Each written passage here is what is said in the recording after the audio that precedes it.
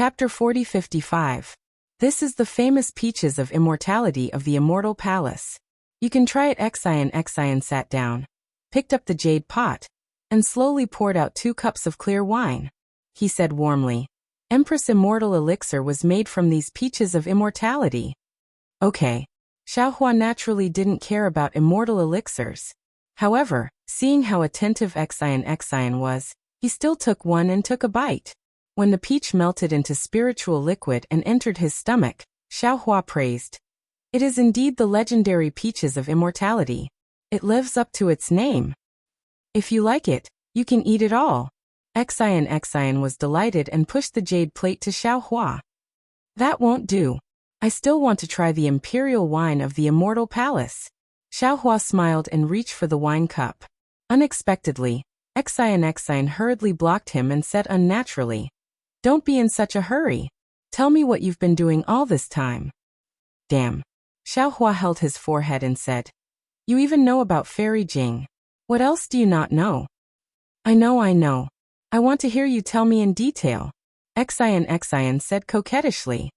Okay.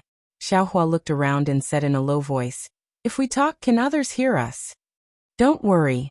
Xian said with a smile. Even the immortal emperor can't hear us. How is that possible? Xiaohua didn't believe it. If you can find me so easily, how can the immortal emperor not know? Don't forget what we got in the Xianshui palace. Xian reminded him softly. Not bad. Xiaohua understood and gave him a thumbs up. You're really something. You took that thing and eloped to the lower realm. Xian spat. What do you mean eloped? Tell me. Xiaohua knew that Xian only wanted to listen to him speak, so there was no need to pay too much attention to the specific details. Thus, he roughly explained what happened after they parted. Xian held his cheeks and looked at Xiaohua for a long time. It was unknown whether he was listening, watching.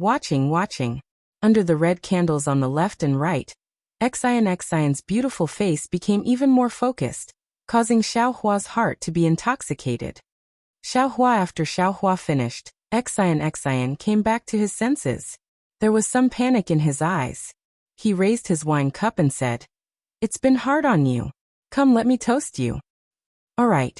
Xiaohua raised his wine cup and lightly clinked it with Xian's wine cup before placing it on his lips. The slightly viscous wine gave off a mellow fragrance that made one feel as if they were floating when smelling it. Xiaohua slightly raised his head and poured the imperial wine into his stomach. A faint floral fragrance emerged from his mouth and tongue. I brewed this wine myself. It's not some imperial wine. It doesn't have a name, and it doesn't have any special effects. Xian put down the wine cup, looked at Xiaohua and said in a low voice, Are you disappointed? No, Xiaohua replied with certainty. Even if it's clear water, to be able to watch you drink it, it's the world's #1 spiritual wine. Xian bit his lips. His face was red as he stared straight into Xiaohua's eyes. Xiahua also looked at Xian. His gaze was like a clear spring, flowing into each other's hearts. At this time, silence spoke louder than words. For a full meal's time, neither of them opened their mouths, nor did they move their fingers.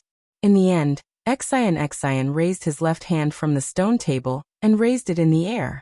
At the same time, Xiaohua, who had a tacit understanding, also raised his right hand. The two people's hands slowly touched each other. A cold and delicate fragrance came from Xian's hand. The two people looked at each other, and their palms touched each other. Suddenly, the red candle seemed to be blown by the wind and jumped slightly. Between the light and the darkness in Huiting, Xian and Xiaohua opened their hands almost at the same time, and their 5 fingers clasped together tacitly. Xian's voice was close to a moan, low and trembling. I was worried that your strength would increase too fast and attract the attention of the immortal emperor. But now you're the dragon master of the dragon tribe. I'm afraid that my immortal palace won't dare to touch you at will, so I'm relieved. I'll toast you again. Good. Seeing that Xian was reluctant to let go of his left hand and only used his right hand to fill 2 cups of wine, Xiaohua's heart melted. He raised his cup and said, This toast is for you. Tell me about your life. Okay.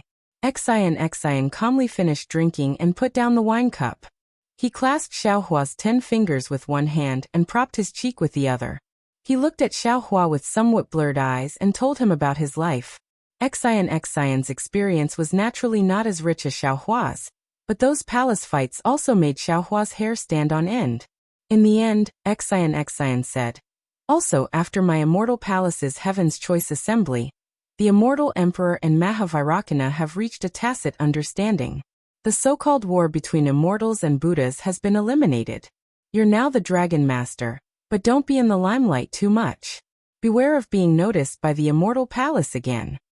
Ah! Xiaohua was shocked. How is that possible? The war between immortals and Buddhas is imminent. Not to mention the Confucian cultivators of the hidden immortal continent sharpening their swords. Even the Buddhist sect of the Elysium world is rubbing their fists. How can they stop fighting just like that? And you men only know how to fight and kill. Xian's fingers moved slightly and fiercely grabbed Xiaohua. He rebuked. Once the war between immortals and Buddhas starts, who knows how many cultivators will die? Grand Mist Ancestor is adding fuel to the fire from behind, wanting to gain some benefits for the Dao sect. Could it be that you also have the same idea? I'm wrongly accused. Sophistry is like sweet talk. Xiaohua has never lacked it. He opened his mouth and said, "I just feel that things happen too suddenly. Previously in the God-Devil blood pool, the Buddhist sect and the Confucian cultivator clan fought fiercely. How can the immortal emperor and Mahavairakana ignore the feelings of the two clans and compromise like this? I also don't know the specific reason," Xian said with a smile. "But the so-called compromise is nothing more than the satisfaction of common interests or a common threat that forced the two sides to join hands. And the result of this compromise is that the Buddhist sect can preach in my hidden immortal continent, and my Confucian cultivators can also clear up doubts in the Elysium world. In this way, both sides' interests can be satisfied, so why not?" The problem is, Xiaohua frowned.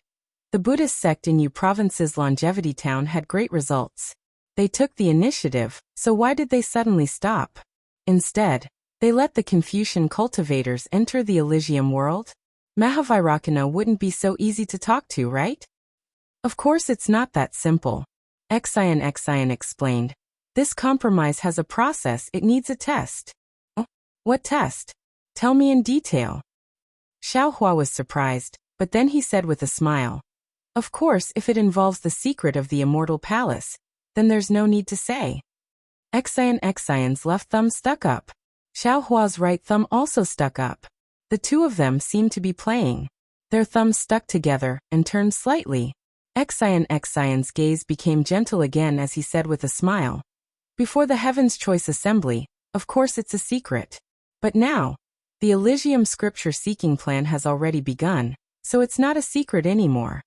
Elysium scripture-seeking plan? Xiaohua was slightly stunned. What does that mean? Is it going to the Elysium world to ask for Buddhist scriptures? And Mahavairakana had just comprehended the Tripitaka Mahayana Buddhist scriptures. It seems like ordinary monks can also condense relics. His request is that if we want to stop the war, we must allow him to explain the Mahayana Buddhist scriptures in the hidden immortal continent. Xian replied, "But our immortal palace naturally can't agree so easily. Our request is that there must be a bodhisattva who can go to the Great Lightning Tune Temple to bring the scriptures to the hidden immortal continent. That's why it's called Elysium Scripture Seeking Plan." "Isn't that simple?" Xiaohua said with a smile. "Just find a bodhisattva to go to the Great Lightning Tune Temple and bring the scriptures over." "Hee, do you think everyone else is more stupid than you?" Xian pursed his lips and said with a smile. The moment Mahavairakana's suggestion came out, the Immortal Palace went into an uproar. All the Immortal Palace officials opposed it. However, the Immortal Emperor's decree had already been decided, so they racked their brains to increase the difficulty of finding this bodhisattva.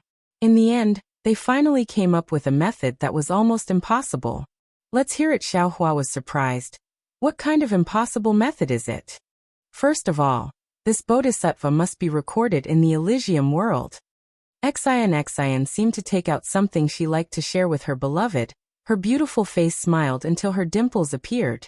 Secondly, this bodhisattva must depart from the immortal town in the Yu province of the hidden immortal continent.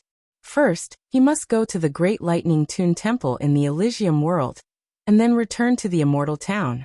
Thirdly, this bodhisattva must preach the Confucian scriptures in the Elysium world. When he comes back from the Elysium world, he must preach the Mahayana Buddhist scriptures in the hidden immortal continent. This doesn't seem to be difficult. I can do it. Xiaohua asked in confusion. How is this impossible? Don't be anxious. Xian rebuked. The most important thing is that this bodhisattva cannot have any Buddhist or Confucian cultivation. Or it could be said that he cannot have any cultivation. Moreover, not only can this bodhisattva not borrow any magic power in the process of preaching the scriptures in the Elysium world, he also cannot borrow any magic power in the process of going from the Elysium world to the hidden immortal continent. How is this possible? Xiaohua was flabbergasted. How can a bodhisattva who only chants scriptures and recites Buddhist scriptures without any magic power come to the immortal town? And even if he came to the immortal town, how can he smoothly return to the great lightning tune temple in the current situation? Difficult. In the process of preaching the scriptures in the Elysium world, whether it is the immortal emperor, the Mahavairakana world revered, or the great saint of the demon clan, none of them can directly make a move. Otherwise, the Elysium world revered will be considered a failure. Why is there a great saint of the demon clan? Xiaohua was a little puzzled. Xian ignored Xiaohua's question and said, if there is really a great difficulty, there seems to be some flexibility, but I am not too sure about the specific boundaries. I am curious. Xiaohua didn't know whether to laugh or cry. This war is disadvantageous to the immortal palace. The Mahavairakana world revered finally compromised. Why is the immortal palace still making so many difficult problems? Isn't this driving them away? Chapter 40-56. Even the immortal emperor has his difficulties. Xian says faintly. Don't tell me what you did in the Godfiend blood pool and Dragon Island wasn't for this. Then what about Vairocana Buddha? Why would he agree? Xiaohua asks with a smile. Xian also frowns. Yeah, when I heard about this, I was also worried for the immortal emperor. I thought that Vairocana Buddha would not agree no matter what, or even lower the conditions. Who knew that Vairocana Buddha did not refute at all, and immediately agreed. This made all the officials in the immortal palace dumbfounded, feeling that they had fallen into Vairocana Buddha's scheme, and smashed their own feet with a rock. Could it be that Vairocana Buddha had already planned this? Don't forget, Vairocana Buddha is. At this point, Xiaohua laughs himself. Vairocana Buddha has the art of karma. How could the immortal emperor not know how to predict the future? Xian nods. Sutra seeking in extreme bliss was naturally proposed by Vairocana Buddha. If he had plans, that would be normal. But the problem is, how can there be such a bodhisattva? Even if there is such a bodhisattva, the entire sutra seeking in extreme bliss is definitely not just seeking sutras. Xiaohua can naturally see the strangeness in it. Xian's thumb is still twirling with Xiaohua as it replies. Of course. Sutra seeking in extreme bliss is just a gimmick. There will definitely be many difficulties along the way. Not only will my 100 family association obstruct it, and prevent it from being completed normally, even some heavenly king protectors of the Buddhist sect will think of ways to cause trouble. There are also 1,000 demons, sacred realm demons. Xiaohua reminds. Those great sages will probably not watch from the side, and will not allow the immortal emperor and Vairocana Buddha's plan to be completed. Not just them. Xian says with a smile. You Dao sect cultivators will definitely not let this bodhisattva safely walk to the great lightning tune temple in extreme bliss, right? It has nothing to do with me. I will immediately go into seclusion when I return. I will not care about anything. Xiaohua raises his left hand and replies solemnly. It's best that you don't get involved. Xian replied. The sutra seeking in nirvana is also a process of elimination. Many forces will show up. The Heavenly Palace and the Big Lane Temple will do their best to protect this bodhisattva. But if anyone shows up, they will definitely strike with lightning. Who knows, maybe the Grand Mist Ancestor will suffer a great loss this time.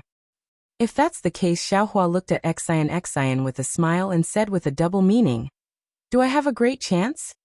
Xian naturally understood the meaning behind Xiaohua's words. He unconsciously blushed and said in a low voice, "This? I don't know."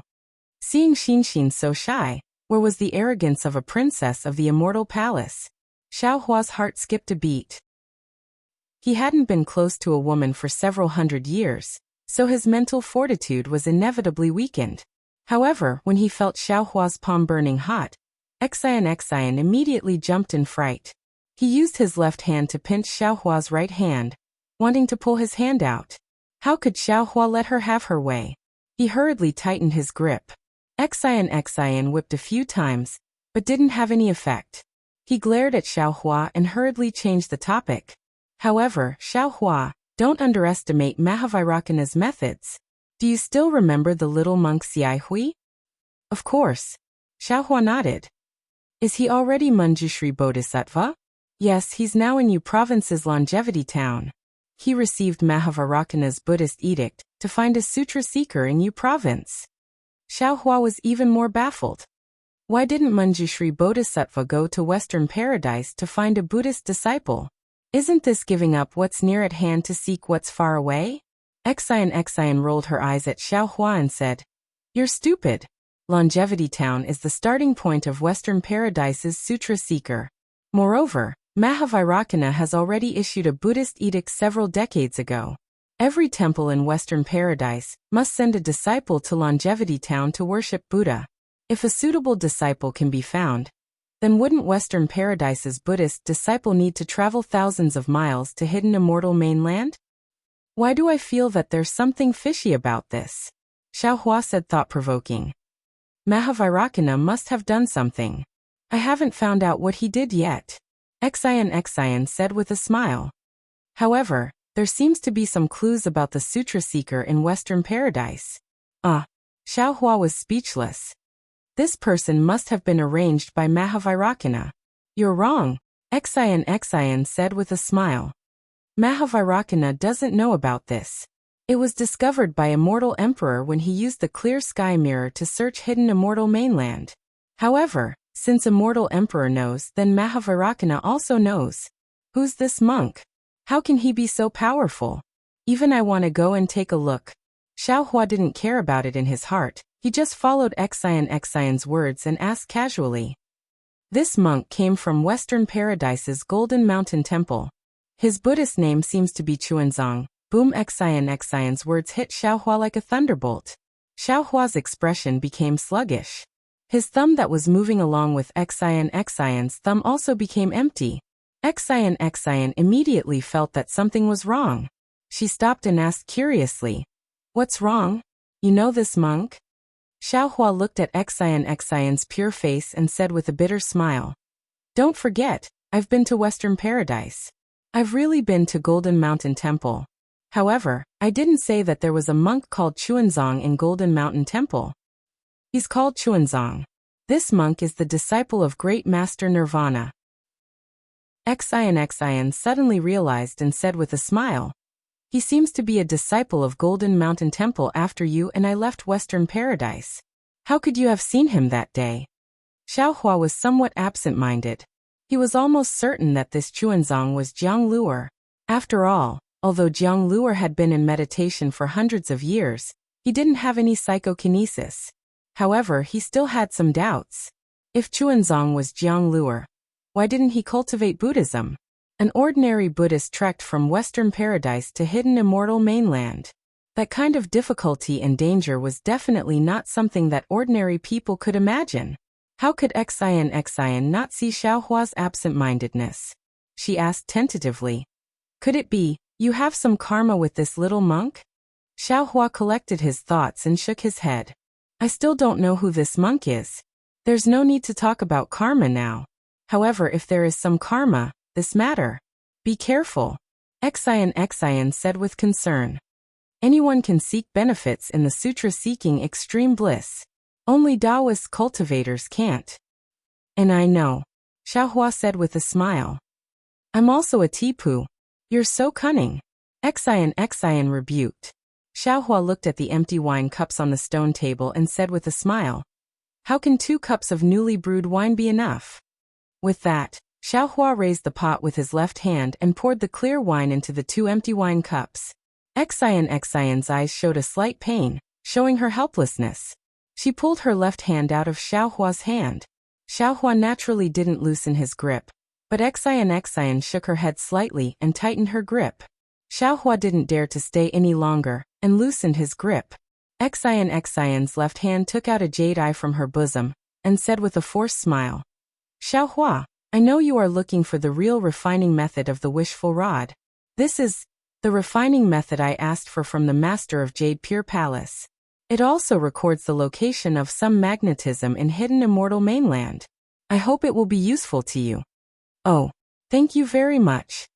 Xiaohua beamed with joy. He took the jade eye and was about to look at it.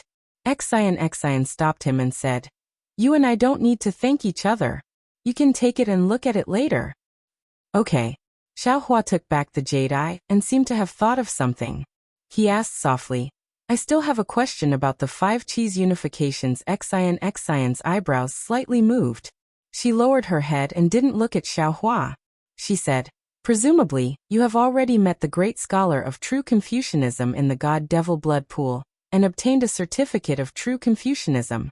This true Confucianism is an organization whose purpose is to find the real cultivation purpose of Confucianism. Because today's Confucianism is no longer the Confucianism of the past, the path of cultivation seems to have some deviations. Many ambitious people in the Immortal Palace and the 100 schools of Confucianism have already seen the hidden dangers, so they form such an organization. Although the true Confucian hasn't found the true purpose of Confucian cultivation, we've already discovered that the true cultivation techniques of Confucian cultivation are recorded in the 5 heavenly tomes. These 5 heavenly tomes aren't complete heavenly tomes. One of them is half a heavenly tomes. Of course, even the 4.5 heavenly tomes are nowhere to be found. No one knows where these heavenly tomes are scattered in the hidden immortal continent, the pure land of ultimate bliss, or the 1,000 demons' sacred realm. Perhaps it is the will of heaven, or perhaps it is man-made. The true meaning of Confucianism has already been hidden in the dust of time. Oh right, that certificate is not only a certificate, it is also a life-saving amulet. If you encounter a great danger, you can use your true qi to crush it. It will give you an unexpected surprise. While speaking, Xian's eyes unexpectedly have some clear tears. She raised her wine cup and said, Darling Xiao, come for your future, let this concubine toast you. Oh. Although Xiaohua felt that Xian's mood was somewhat fluctuating, and he felt that it was inappropriate, he had plenty of time to talk to Xian, so he did not mind. He raised his cup, clinked it, and said with a smile, My future is also your path. Just as Xiaohua was about to finish the cup in one gulp, Xian suddenly stopped.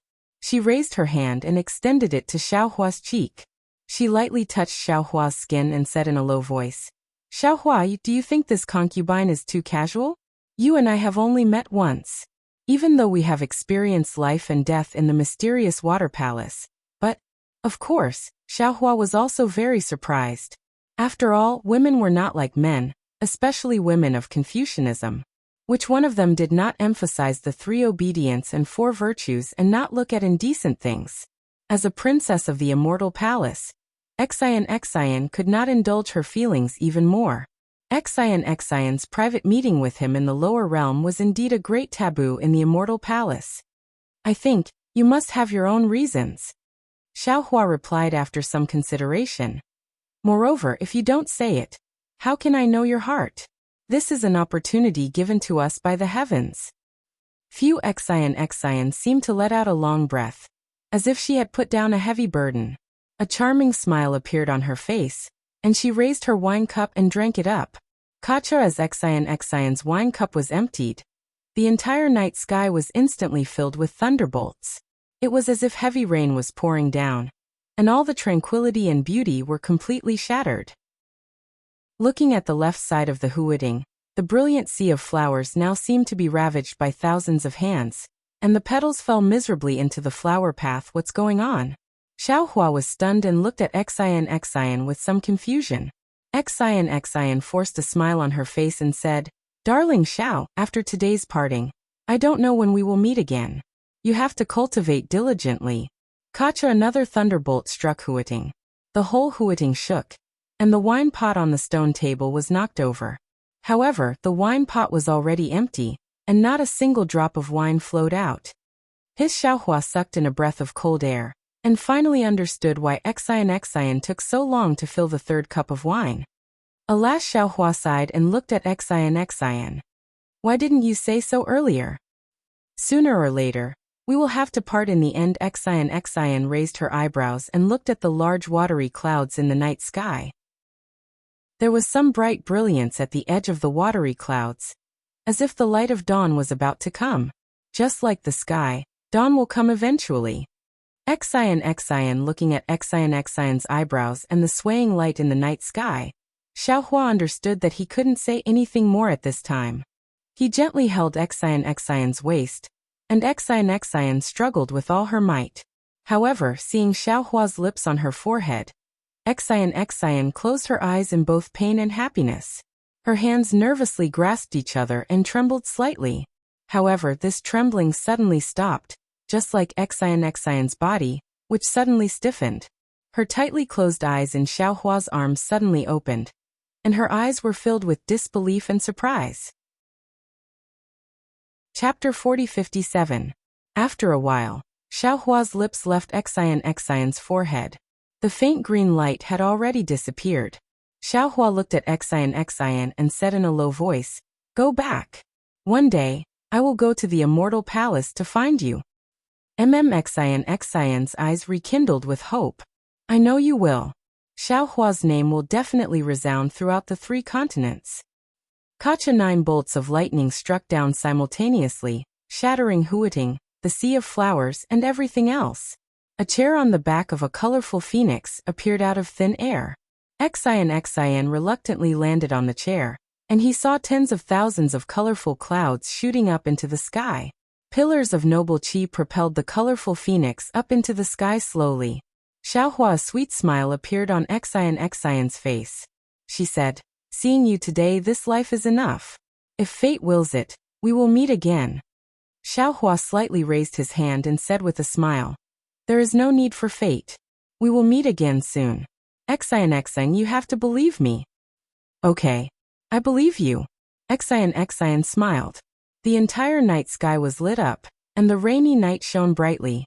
Not far away, Tao Wu's figure also turned into a stream of light and shot into the sky. Along with the colorful phoenix, it disappeared into the void. Damn it, this is a little strange.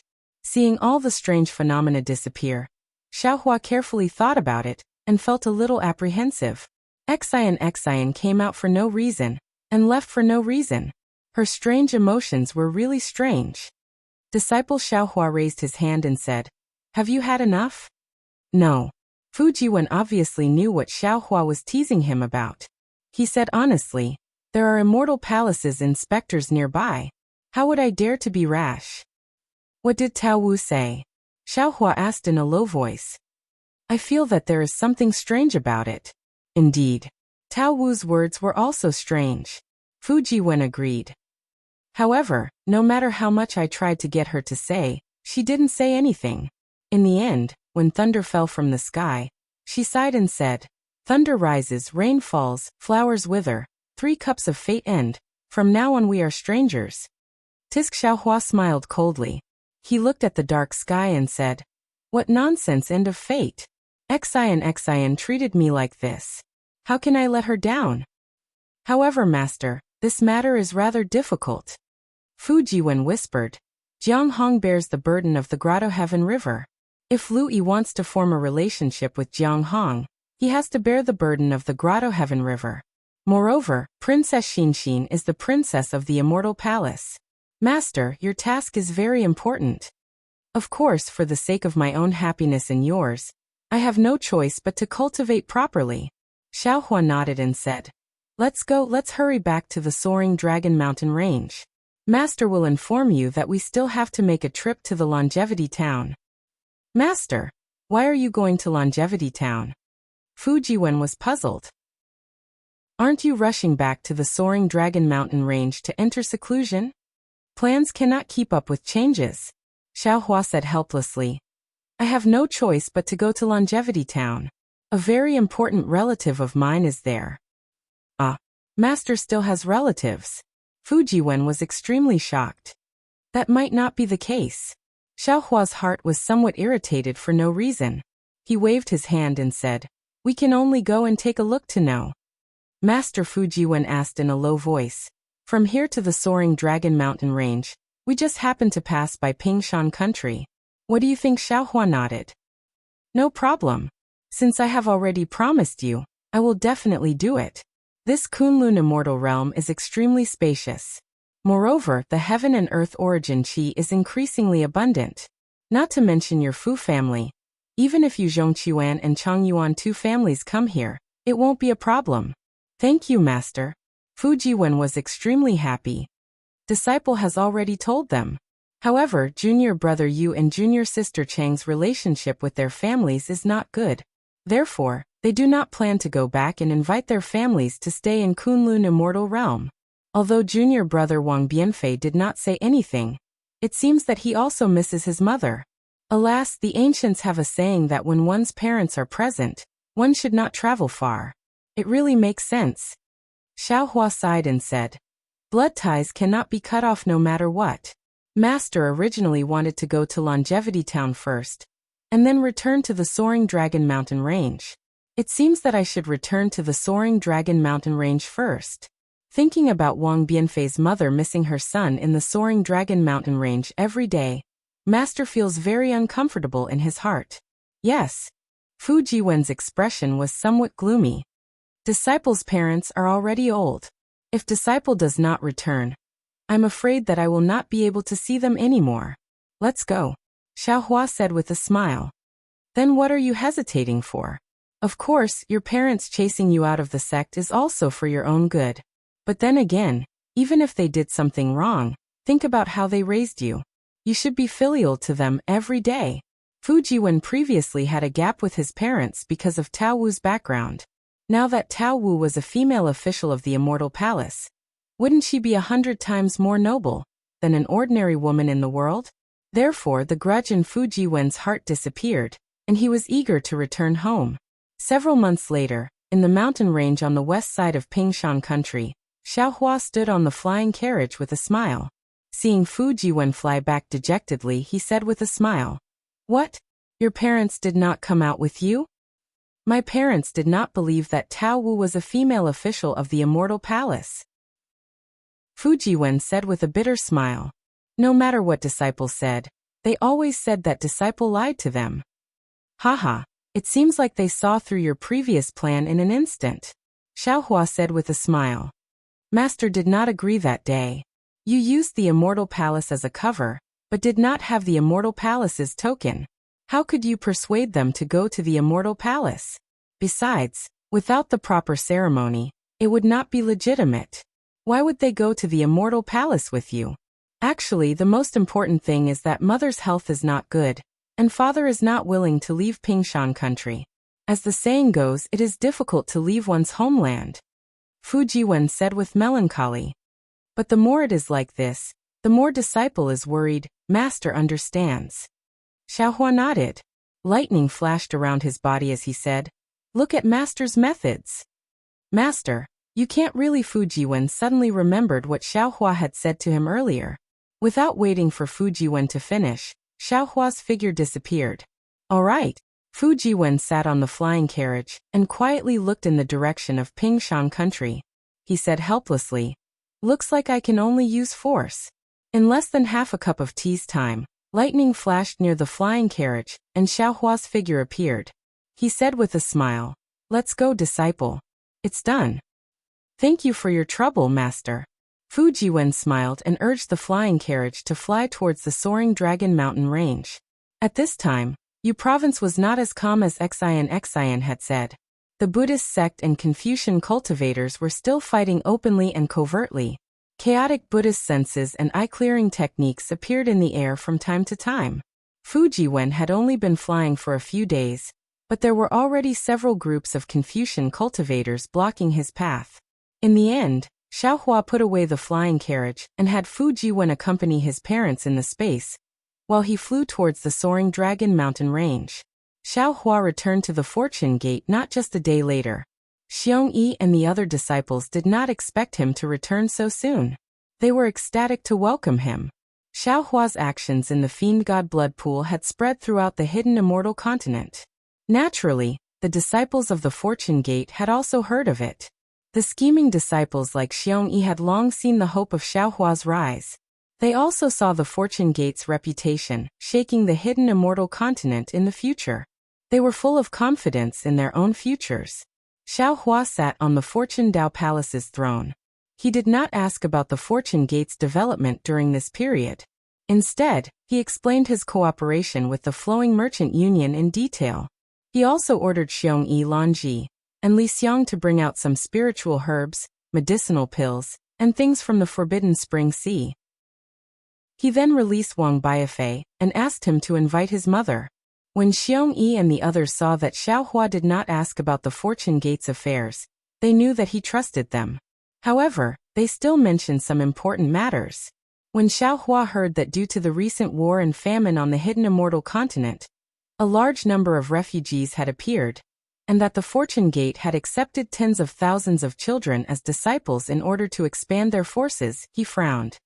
He pondered for a moment, and his consciousness entered the space to discuss with the green-robed Xiaohua. He then ordered Li Xiang to divide the disciples and gather them in one place. When Xiong Yi heard this, he immediately thought of the tens of thousands of disciples that Xiaohua had accepted in the Jiang country's capital. He hurriedly advised, "Master, you still have to cultivate. With so many low-level disciples, it's better to let the disciples teach them." Xiaohua smiled and said, "My Fortune Gate has just been established, and its foundation is not stable. We should recruit more disciples. But if we recruit so many disciples at once, the low-level disciples won't be able to teach them. After all, they also have to cultivate." Yes, disciple did not consider it properly. Xiong Yi's face was burning. Disciple only feels that they are pitiful. Xiong Yi. Xiaohua shook his head and said, "You did the right thing. Master is not blaming you for this. If you did not accept them, they would have starved to death the next day in the wilderness. Even if my Fortune Gate does not develop, we must do these good deeds. Master means. There is no need to say more now. In short, leave the disciples that you can teach, and Master will take the rest." "All right." Seeing Xiaohua's determination, Xiong Yi did not refute. Li Xiang frowned again. "Master, didn't you just come back? Why do you still want to go out?" "It can't be considered going out." Xiaohua smiled and said, "I heard that the Longevity Town is going to put on a good show of seeking scriptures in paradise. Master wants to go and take a look." So that's how it is." Prince Lan smiled and said, "Disciple has long heard that the Buddhist sect has pasted a Buddhist list in the Longevity Town, waiting for a suitable arhat to reveal the list. It has already been half a year, right? No suitable arhat has appeared. I'm afraid this matter will be ruined. The show that Master wants to see won't happen." "Absolutely not." Xiaohua smiled. But just as he said this, Xiaohua's heart suddenly moved and he stood up from the jade chair. Excitement appeared on his face as he exclaimed, "That's right. Although there are not many arhats who can go to paradise to seek scriptures, there is definitely more than one. Why must Jiang Luer send himself to death?" Chapter 4058. Master Xiong Yi and the others looked at each other, not knowing what Xiaohua was talking about. Master at this time, Wang Yifei brought his mother to the main hall, and was about to greet Xiaohua. Xiaohua flew in the air, waving the Kunlun mirror in his hand. A beam of light covered the two of them as he said, "Go to the Kunlun paradise first, we'll talk later." He then turned to Xiong Yi and asked, "Are those disciples ready?" "Of course." Xiong Yi hurriedly stood up and answered, "Those who can be taught and those who can't be taught are separated." There is no need for special preparation. Good. Xiaohua waved his hand and said, "Bring Master there." Master suddenly thought of something and needs to do it immediately. Actually, if Master has something to do, there is no harm in doing it first. We'll talk about it after you're done. Xiongyi answered with a smile as he led the way. Xiaohua shook his head with a wry smile. Master thought that matter was already confirmed, but I didn't expect. Master received the news too early. The real thing hasn't happened yet. Therefore, Master is a little flustered. Xiaohua followed Xiongyi to the back of the mountain and looked at the neat rows of huts. They were very similar to the huts he saw in the Imperial Thunder sect. He nodded with satisfaction and then took out the Kunlun mirror. He released his consciousness and took the hut and the boy inside into the space. Then, without daring to delay, Xiaohua nodded to Xiongyi and the others and flew out of the soaring dragon mountain range. Looking at Xiaohua's back as he flew away in a hurry, Xiongyi was a little confused. He pondered inwardly. Master has already accepted more than 10,000 disciples, and now he has taken in another 20,000 children. In total, he has 30,000 disciples, which is more than the soaring dragon mountain range's Fortune Gate's disciples. Could it be that Master has other plans? Xiaohua didn't know what Xiongyi was thinking. He had already activated his flying technique and rushed towards the longevity town, wanting to stop Monk Chunzong before he took down the Buddha list. Of course, the premise was that Chunzong was Jiang Luer. Looking at the familiar scenery below him, Xiaohua didn't dare to be too arrogant. He lowered his body slightly and used the appearance-changing technique, turning into a small nose and small eyes Zhang Xiaohua. Then he took out his Confucian robe, held the feather fan in his hand, and used his flying technique to rush to the longevity town. Very quickly, the path that Xiaohua, Yuanya Lui, and Xiao Jian had taken to leave longevity town appeared beneath him. The scenery was still the same, but the people on the road were no longer the same people from back then. Si Xiaohua flew for a while, and saw the Buddha in the air and the believers on the ground. He released a bit of his telekinesis, but it wasn't tight. Xiaohua gasped in surprise and exclaimed, "Why is there so much power of faith here?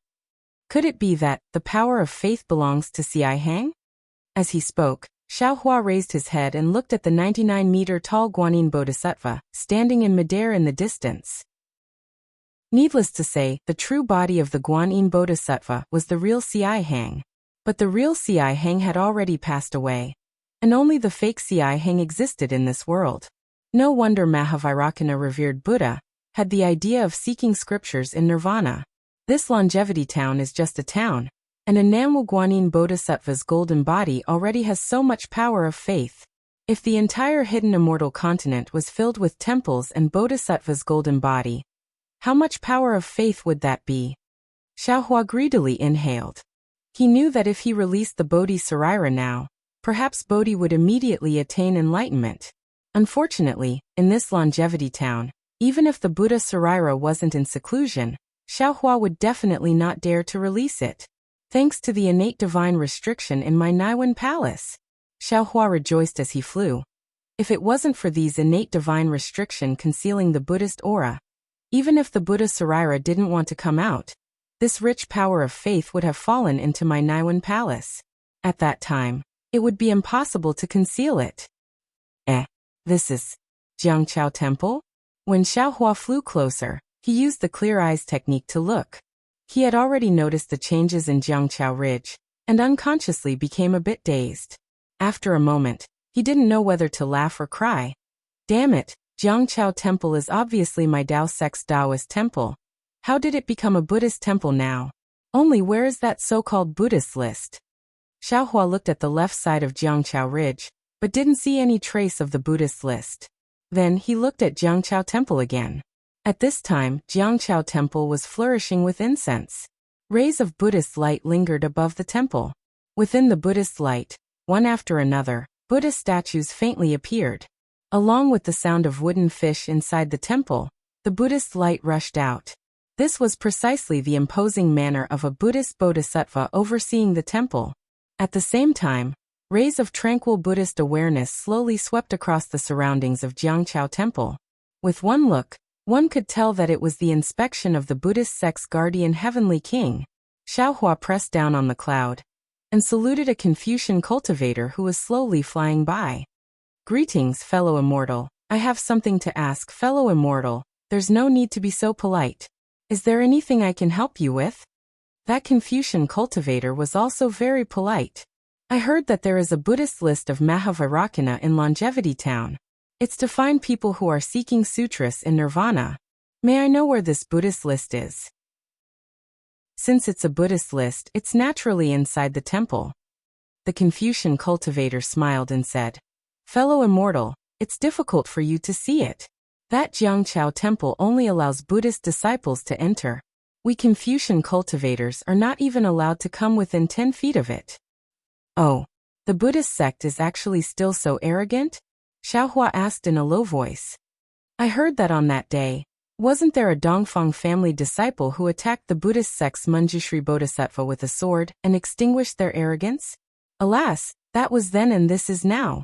The Confucian cultivator sighed. Now the Immortal Palace is colluding with the Great Thunderclap Temple. They don't care about the fate of the 100 schools of Confucian cultivators, and actually do something evil like seeking sutras in nirvana. Even if we 100 schools of Confucian cultivators extinguish the arrogance of the Buddhist sect, what can we do? It's sad that they don't rise, angry that they don't fight. Alas, the pitiful immortal emperor. Xiaohua observed a moment of silence for the immortal emperor in his heart. He waved his hand and bid farewell to the Confucian cultivator. Although the Confucian cultivator's words were somewhat extreme, they clearly represented the thoughts of the majority of Confucian cultivators, who didn't know the truth of the matter. Under the influence of the Confucian aristocratic families, these misunderstandings had increasingly deviated from the truth, and were increasingly disadvantageous to the Immortal Palace. Seeing that the clear eyes technique couldn't penetrate the Jiangqiao temple, Xiaohua didn't dare to use the transfiguration technique near the Jiangqiao temple again. He hurriedly flew out of the Longevity Town, found a secluded cave, and quietly transformed into the appearance of a young Buddhist monk, and once again rushed to the Jiangqiao temple. At the same time that Xiaohua entered the cave, a bamboo raft floated along the Liao River. The bamboo raft was very simple, and even somewhat damaged. Behind the bamboo raft stood an old fisherman holding a long bamboo pole. In front of the bamboo raft was a young monk wearing a clean monk's robe. His hands were clasped together, and he was piously looking at the Namo Guanyin Bodhisattva's golden body, covered by silk on the riverside. He was chanting, Namo Guanyin Bodhisattva. Wasn't this monk Jiang Luer, whose Buddhist name was Chuanzong? As the bamboo raft approached the Jiangqiao Ridge, several Buddhist senses had already swept over it. There were also several clear eyes techniques.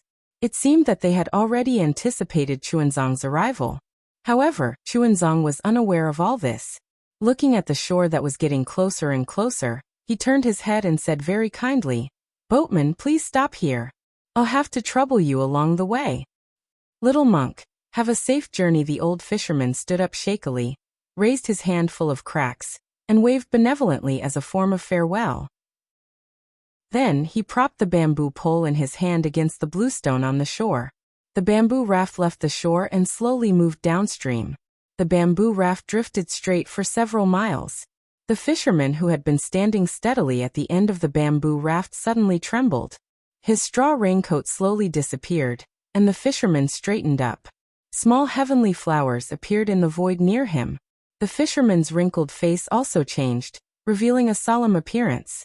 However, this Buddha's face was deathly pale, and even the muscles on his face were somewhat twisted. It was obvious that he was in extreme pain.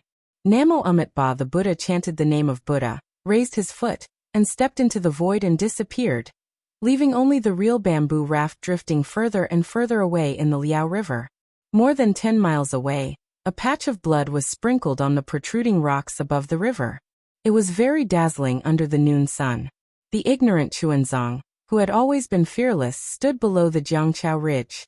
He respectfully put his palms together and looked at the golden body of Namo Guanyin Bodhisattva on the Jiangqiao temple.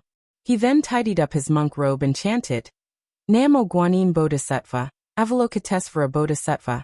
After walking the deep Prajnaparamita for a long time, he saw that the 5 skandhas were all emptiness, transcending all suffering.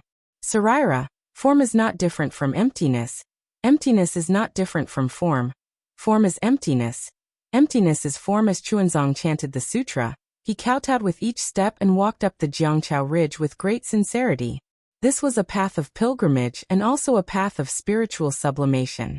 Chuanzong enjoyed walking on it very much. Every kowtow made his body feel relaxed and made him feel that he was one step closer to his ideal and pursuit. Chuanzong, who was immersed in his own world, did not notice that the mountain path, which was originally filled with people, had gradually become less and less crowded. The equally devout believers began to disappear. On the contrary, the sound of the wooden fish, the chanting of sutras, and the chanting of the Buddhas became louder and louder in his ears. Not only did the Jiangqiao Ridge have a strange phenomenon, but the entire Longevity town also suddenly became quiet. The noise disappeared, and the complete hostility turned into peace. Rays of Buddha light inexplicably gushed out. Perhaps there were people walking on the streets, or perhaps there were people buying and selling in the shops, but all these became the background. All the eyes, the focus of the entire hidden immortal continent and the nirvana world, now fell on the Jiangqiao Ridge and on the body of Chuanzong, who was kowtowing step by step. Tens of thousands of people were admiring, tens of thousands of immortals were holding their breaths, and tens of thousands of Buddhas were watching. Everyone was quietly waiting for the beginning of a new era, waiting for the beginning of a miracle, waiting for a good show to start. Chapter 4059. At this place, the dangers that Chuanzong experienced before would no longer exist. No one dared to face the wrath of the immortal palace and the great Lain temple in public. No one wanted to disturb this ordinary monk's devout worship of Buddha. Although Chuanzong was already bearing the burden of the war between immortals and Buddhas, his meticulous movements showed the demeanor of a bodhisattva. Finally, a loud chime came from the Jiangqiao temple. Chuanzong stepped onto the Jiangqiao Ridge and arrived before the golden body of Namo Guanyin Bodhisattva. When he got up again, he looked at the golden body of Guanyin Bodhisattva that was tightly covered by silk. An indescribable melancholy arose in his heart. He said softly, "Namo Guanyin Bodhisattva, disciple is Chuanzong of the Jinshan temple. I came here to worship Buddha under the order of my Buddha. I didn't come to the hidden immortal continent. I didn't know that the Buddha's light here can't shine. At the same time, I also know the Buddha Lord's intention. I hereby make a great vow that if the golden body of Bodhisattva is not revealed in the hidden immortal continent, if the Bodhisattva's Taoist field is not revealed in the town of Longevity, I will not attain the Buddha fruit in this life." Dong. Another bell rang as thousands of Buddhas chanted, Umitba, Umitba. Along with the chanting, a young novice monk came out from the side of the lotus seat of the Guanyin Bodhisattva. He put his palms together and said, Umitba. Disciple Chongping greets Uncle Master. Umitba, martial nephew, is too courteous. Chuanzong hurriedly returned the greeting. He looked left and right and said with a smile, I came from the Golden Mountain Temple in the Elysium. Along the way, I heard that there are many believers in the Jiangqiao Ridge of the town of Longevity. I wonder what happened today. All right, Uncle Master understands. Chongping replied. My Buddha has issued a Buddhist decree, and the senior brothers and senior uncles of the Pure Land of Ultimate Bliss have all come to support my River and Tide Temple. However, my Buddha is merciful and does not wish to incur the hatred of the Confucian cultivators. Hence, after paying respects to Buddha, they all turn back. However, the Confucian cultivators have been oppressing our Buddhist sect, so our Buddha's light can only shine in the Longevity town. Sigh, what a tragedy. Chuanzong sighed. Buddha delivers all living beings from torment and enlightens the myriad of worlds. This is the most important thing in the world. Why can't it be tolerated in the hidden immortal continent? Buddhism is vast and will not help those who are not fated. Chongping smiled and raised his hand. Martial uncle, you've come from afar to the Longevity town. Please follow me to the temple for tea. Many thanks, martial nephew. Chuanzong nodded and followed Chongping down another mountain path. Chongping, who was in front of him, had no cultivation at all.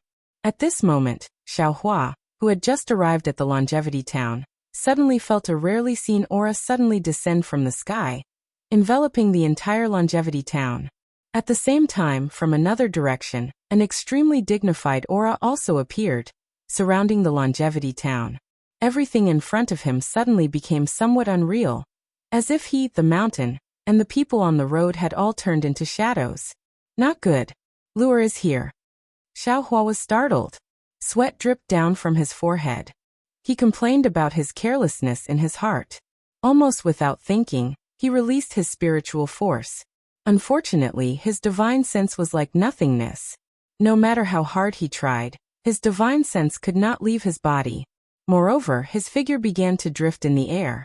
No matter how hard he tried to circulate his true essence, he was unable to take even half a step forward. Damn it!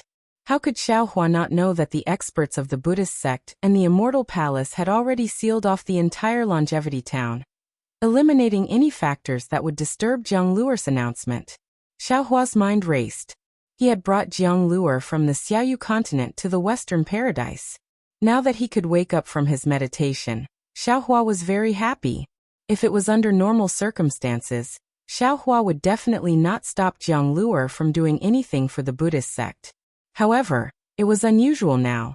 Jiang Luer had no strength to truss up a chicken. In front of the many forces of the hidden immortal continent, the Western Paradise, and the Thousand Demons' sacred realm, any cultivator from these forces could easily kill Jiang Luer. Although the Immortal Palace and the Lane Temple were protecting Jiang Luer with all their strength, after the two forces came, countless methods would fall on Jiang Luer like a storm. If the two forces were to slack off, Jiang Luer would die. Moreover, the two forces might protect Jiang Luer now, but who knew what would happen in the future? What would happen in the future? Would they still care about Jiang Luer's life and death? Xiaohua could not take this risk. He could not let Jiang Luer, his only relative in the three continents, fall into such a dangerous situation. Xiaohua clenched his teeth and landed on the ground. He retracted his aura like an ordinary person and walked towards the Jiangqiao Temple. Amitabha Chuanzong stepped into the Jiangqiao Temple. There were not many monks in the entire Jiangqiao Temple. There were also not many good men and women worshipping Buddha. Chuanzong chanted Buddha's name and said somewhat sadly, "Martial nephew, the longevity town is the #1 town of the Buddhist sect in the hidden immortal continent. The incense of the Buddha is still too sai, yes." Chuanzong Ping lamented. Disciple has also heard from the Western Paradise's martial uncles that the incense of the Western Paradise is at its peak. Disciple really admires it. Unfortunately, if there was no one who prayed for the Sutra of Nirvana, not to mention the incense of the Jiangqiao Temple, even the golden body of the Guanyin Bodhisattva would be pushed down again. Praying for the Sutra of Nirvana? Chuanzong stared blankly and asked puzzledly, "What does that mean?" "Oh. Martial uncle actually doesn't know?" Chuanzong Ping was very surprised. This matter has already spread throughout the hidden immortal continent. Martial uncle hasn't heard of it? Amitabha. Chuanzong was somewhat embarrassed. "I ate and slept in the open all the way. When I rested, I recited Buddhist scriptures. I didn't have the chance to listen to other people's nonsense." "So that's how it is." Chuanzong Ping's face was filled with reverence. "Martial uncle, this is the right way to cultivate." "I don't dare." Chuanzong quickly shook his head. "My Buddhist sect has thousands of cultivation methods. Everyone has their own cultivation method." "Martial uncle, this way please." Chuanzong Ping led Chuanzong to a Buddhist shrine in the Hall of Great Strength. He used his finger to point at a Buddhist decree emitting a faint Buddhist light and said, "This is the Buddhist decree of praying for the Sutra of Nirvana." However, until now, this Buddhist decree has not been taken down by anyone. "Oh, is it that difficult?" Chuanzong was somewhat in disbelief. He unconsciously took 2 steps forward and looked at it. Amitabha Chuanzong Ping saw Chuanzong's gaze fall on the Buddhist decree, and a smile appeared on his face. His whole body slowly retreated, and the whole world stopped here. After an unknown period of time, Chuanzong's gaze moved away from the Buddhist decree. He then turned his head and looked at the golden body of Guanyin Bodhisattva on the Jiangqiao Ridge. The silk on the golden body fluttered in the wind. Chuanzong's gaze then turned to the west, the far west. Finally, his gaze fell on the Buddhist decree and a firm expression appeared on his face. "Amitabha, Although it's 1,000 miles, although it's 10,000 miles, the Buddha is in this poor monk's heart.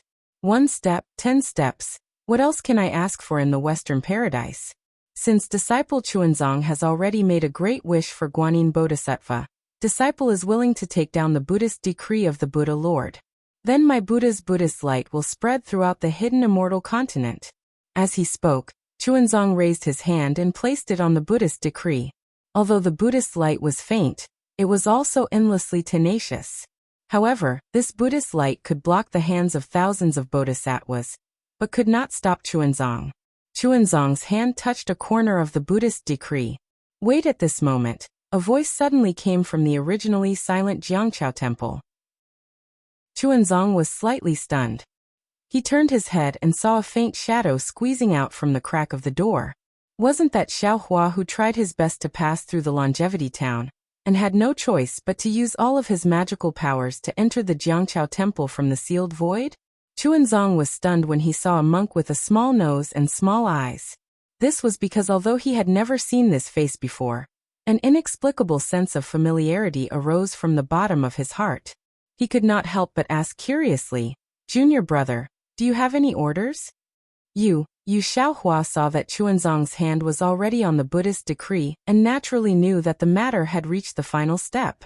He wanted to say a lot of things, but he also knew that no matter how many things there were, someone would not let him say them. He only opened his mouth and said, "Seeking the sutra in the Western paradise is extremely risky. Have you thought it through?" Even though Xiaohua had only said a few words, the deep concern in his voice struck Chuanzong's heart harder than any hypocritical concern in the world. However, Chuanzong only smiled faintly. He turned his head to look at the Buddhist decree and replied, "Although this poor monk does not have the cultivation of Buddhism, this poor monk is still a disciple of Buddhism. Now that Buddhism needs someone to go through water and tread on fire, why can't this disciple be the person who steps into the sea of fire?" Xiaohua still wanted to say something, but the difficulty in Chuanzong's words showed that this was his own choice. There was no coercion or temptation. Since this was the case, Xiaohua did not have too many reasons to stop him. After all, Chuanzong's path was still up to him to walk. Alas, Xiaohua shook his head slightly. His figure stood there and gradually solidified. Boom! Chuanzong's hand slightly exerted force. A pillar of Buddhist light shot up into the sky. Thousands of heavenly flowers were born from the void shattered by the pillar of light. Following the heavenly flowers, many fairies appeared. After the fairies, many small worlds emerged from the heavenly flowers. Billions of Buddhas were chanting the scriptures of Buddhism in the small worlds. Following this Buddhist light, the imprisonment of the entire longevity town suddenly disappeared. Xiaohua's feet also firmly stepped on the ground. Amitabha. Amidst the soaring Buddhist light, Manjushri Bodhisattva appeared riding on an azure lion. His compassionate face revealed a well-thought-out plan. The voice of Manjushri Bodhisattva resounded in the longevity town.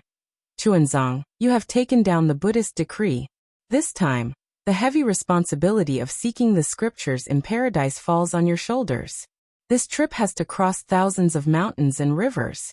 You have to experience difficulties and obstacles.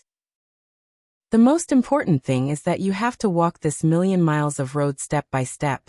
You can't use any supernatural power beyond ordinary people. Do you have the determination?" Disciple Chuanzong is a Bodhi monk. "I don't have any supernatural power."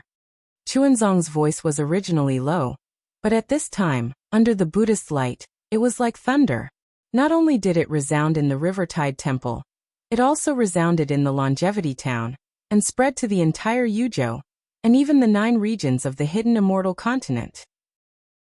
Disciple came to Rivertide Temple from Jinshan Temple, relying on disciple's feet, step by step. "Now, I'm just going back to ask my Mahayana Sutra to come to the hidden immortal continent. Whether it's 10 years or 100 years, disciple is determined to let my Buddhist light spread all over the hidden immortal continent." Amitabha, the entire longevity town was filled with Buddhist light. It was peaceful and jubilant. Chapter 40-60. Xiaohua, who was standing at the Rivertide Temple, stared blankly at this magnificent scene. He couldn't help but feel bitter in his heart, because everything was planned early on, Everything was arranged in advance. Under this grand occasion, who knew how much blood was hidden, how many schemes were hidden? Perhaps this grand occasion was the beginning of the light of Buddha, but who knew if this was the end of the light of Buddha's annihilation? Who knew? How many people would fall in this so-called grand occasion, and who would care about the protagonist of this grand occasion? In the light of Buddha, monks filed out of the hall of great strength. At the edge of the chi of righteousness, Confucian cultivators wearing tall hats and robes came from afar.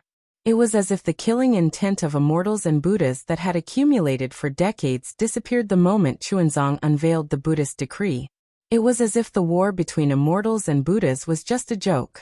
When immortals and Buddhas were having an affair, Xiaohua suddenly felt filthy and felt that he was not worthy of such a noble ceremony.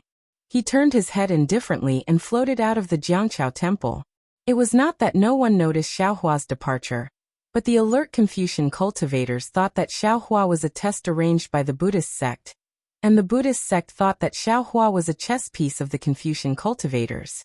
When they relaxed, Xiaohua had already disappeared before everyone's eyes. Xiaohua, who walked out of the Jiangqiao temple, had the opportunity to seriously examine the longevity town that wrote his legend. Unfortunately, the longevity town was completely different from Xiaohua's previous memory. The roadside tea shed disappeared. The store where Xiaohua bought grain disappeared. The store where Yuanya bought buns on credit disappeared. And even the intersection where Xiao Jian set up his divination stall disappeared. Xiaohua looked at it for a while, and was already bored. He turned his head to look at the high Jiangqiao ridge, at the tall golden body of Guanyin Bodhisattva. Although the golden body was blocked by silk, the rich power of faith around it condensed into a mirror-like flowing light. Xiaohua had no doubt that as long as his Buddha relic Bodhi came out at this time, he would immediately be able to attain Bodhisattva's Buddha fruit. However, how could he dare to expose himself at this time? Guanyin Bodhisattva's Buddha fruit was different from other bodhisattvas. It could not be replicated. If it were not for the immortals and Buddhas crushing each other, how could an ordinary monk obtain so much power of faith?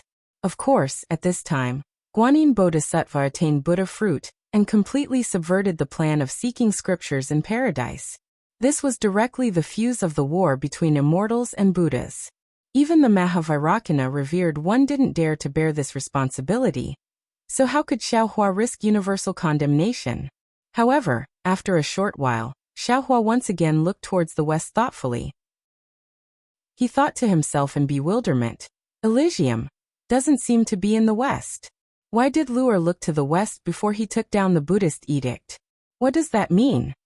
Forget it. Go ahead, Xiaohua pondered for a moment, then felt a little disheartened. Luer is already grown up, he should walk his own path. When Xiaohua turned his head, his gaze landed on Liaojiang. It was from Liao River that he was rescued by Yuanya and brought to the Temple of River and Tide.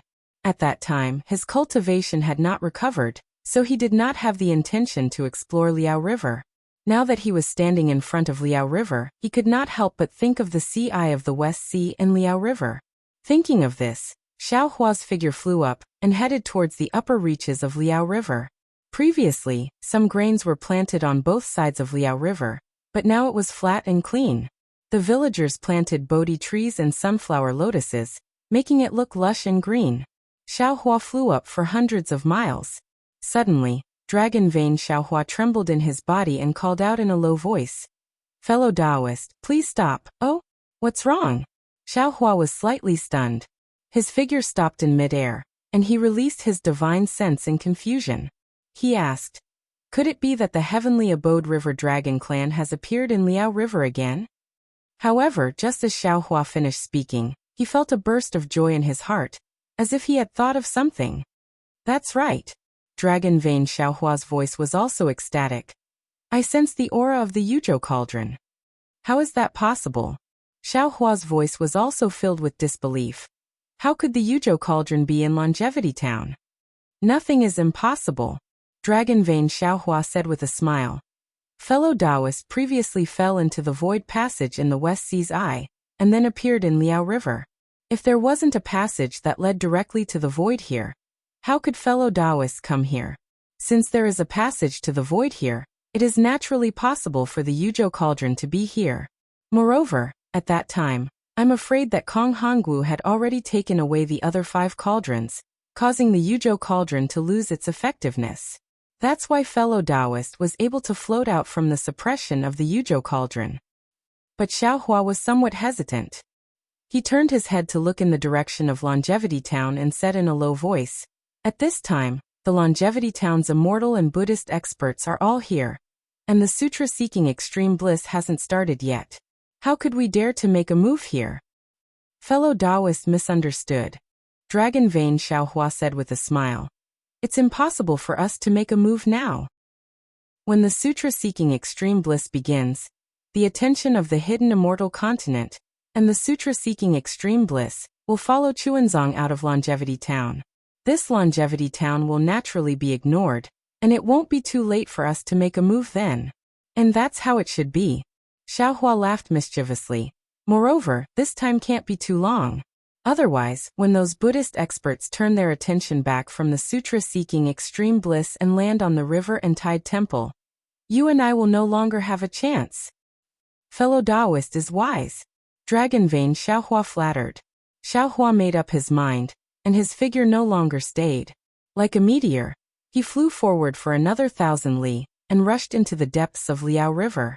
At the bottom of the river, he found a secluded place to hide. After waiting for several tens of days, Xiaohua finally flew out from the bottom of Liao River. When he quietly released a strand of divine sense to explore Longevity Town, it was as he expected.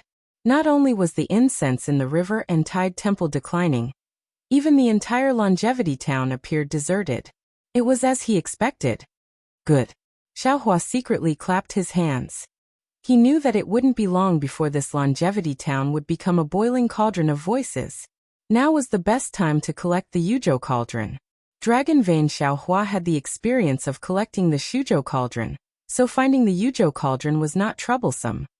He dived into the depths of Liao River, and found the Yuzhou cauldron's aura in just a moment. "Oh, fellow Taoist." Dragon Vein Xiaohua was a bit surprised. The aura of this Yuzhou cauldron is slightly different from the other 8 cauldrons. Xiaohua naturally didn't find any trace of the Yuzhou cauldron, nor did he know the difference in its aura. He asked curiously, "What's the difference?" "The aura of this Yuzhou cauldron has a kind of indomitable feeling, as if the lifeline of the entire world is pressing on this Yuzhou cauldron. Yuzhou has always been called the central region. It is the center of the 9 regions, and the Yuzhou cauldron has such an aura. This means that the Yuzhou cauldron is the center of the 9 cauldron great array. It is very likely that it is the earliest cauldron to be set up." Xiaohua understood and explained, "If we have used the 9 regions cauldron before, when we set up the array again, we will also set up this cauldron first." With that, Xiaohua followed Dragon Vein Xiaohua's guidance and entered the ground. After searching for half a cup of tea, Dragon Vein Xiaohua smiled and said, "I have already seen the Yuzhou cauldron. Fellow Taoist, congratulations on gathering the 9 cauldrons." "Haha, thank you for your trouble, fellow Taoist." Xiaohua laughed. "From now on, fellow Taoists can cultivate in peace." Roared Dragon Vein Xiaohua let out a low roar and flew out from Xiaohua's body. Dragon patterns flashed all over his body and multicolored clouds overflowed.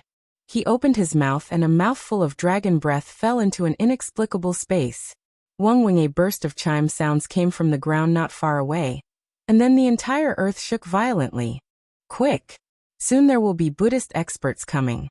Xiaohua saw that the Yuzhou cauldron had such a big movement and hurriedly urged Dragon Vein Xiaohua. Roared Dragon Vein Xiaohua didn't dare to be negligent. With a hiss, he stretched out his 5 claws and grabbed the Yuzhou cauldron. The dragon chi around his body surged, and a powerful earth chi was emitted. With a boom, he grabbed the Yuzhou cauldron. Then, Xiaohua patted his forehead, and 8 cauldrons gushed out from the 5-colored true chi. A strong aura fell on the Yuzhou cauldron. The Yuzhou cauldron let out a cheerful roar, and rushed into the 5-colored true chi. The cauldron became smaller and smaller, and was about to fall into the true chi. Haha! All of a sudden, a loud laughter rang out from not too far away from the Yuzhou cauldron. Xiaohua was within 100 miles of the cauldron, and an overwhelming aura immediately surged out along with the laughter, completely sealing the space.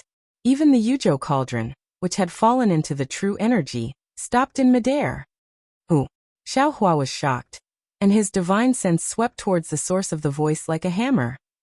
Boom! A huge roar came from the distance, and Xiaohua's divine sense was actually easily shattered by the person who came. The impact of this impact overturned the entire earth. Xiaohua, it's really you. A tall Confucian cultivator wearing a green-gray Confucian robe appeared in front of Xiaohua. You were the one who did the thing on Yaotai Mountain. Kong Hongwu was also killed by you. Master calculated everything, but he didn't expect that you, a Taoist cultivator in the late stage of nascent soul, would have so many helpers. You really have too many hidden methods. If not for this old man's interest, how could I have discovered your face after lying in ambush in Longevity Town for more than 10 years? Middle 7th level essence energy, Great Master. Sensing his unparalleled confinement power, sensing the bone-piercing clear light in the eyes of the person who came, Xiaohua's heart trembled violently. How could he not know the other party's origin?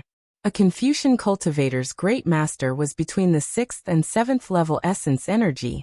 This Confucian cultivator's Great Master was clearly at the middle 7th level essence energy, and his strength was almost comparable to a low-level sage of literature. Xiaohua really didn't expect that the Immortal Palace would send a Great Master, who was second only to the Sage of Literature.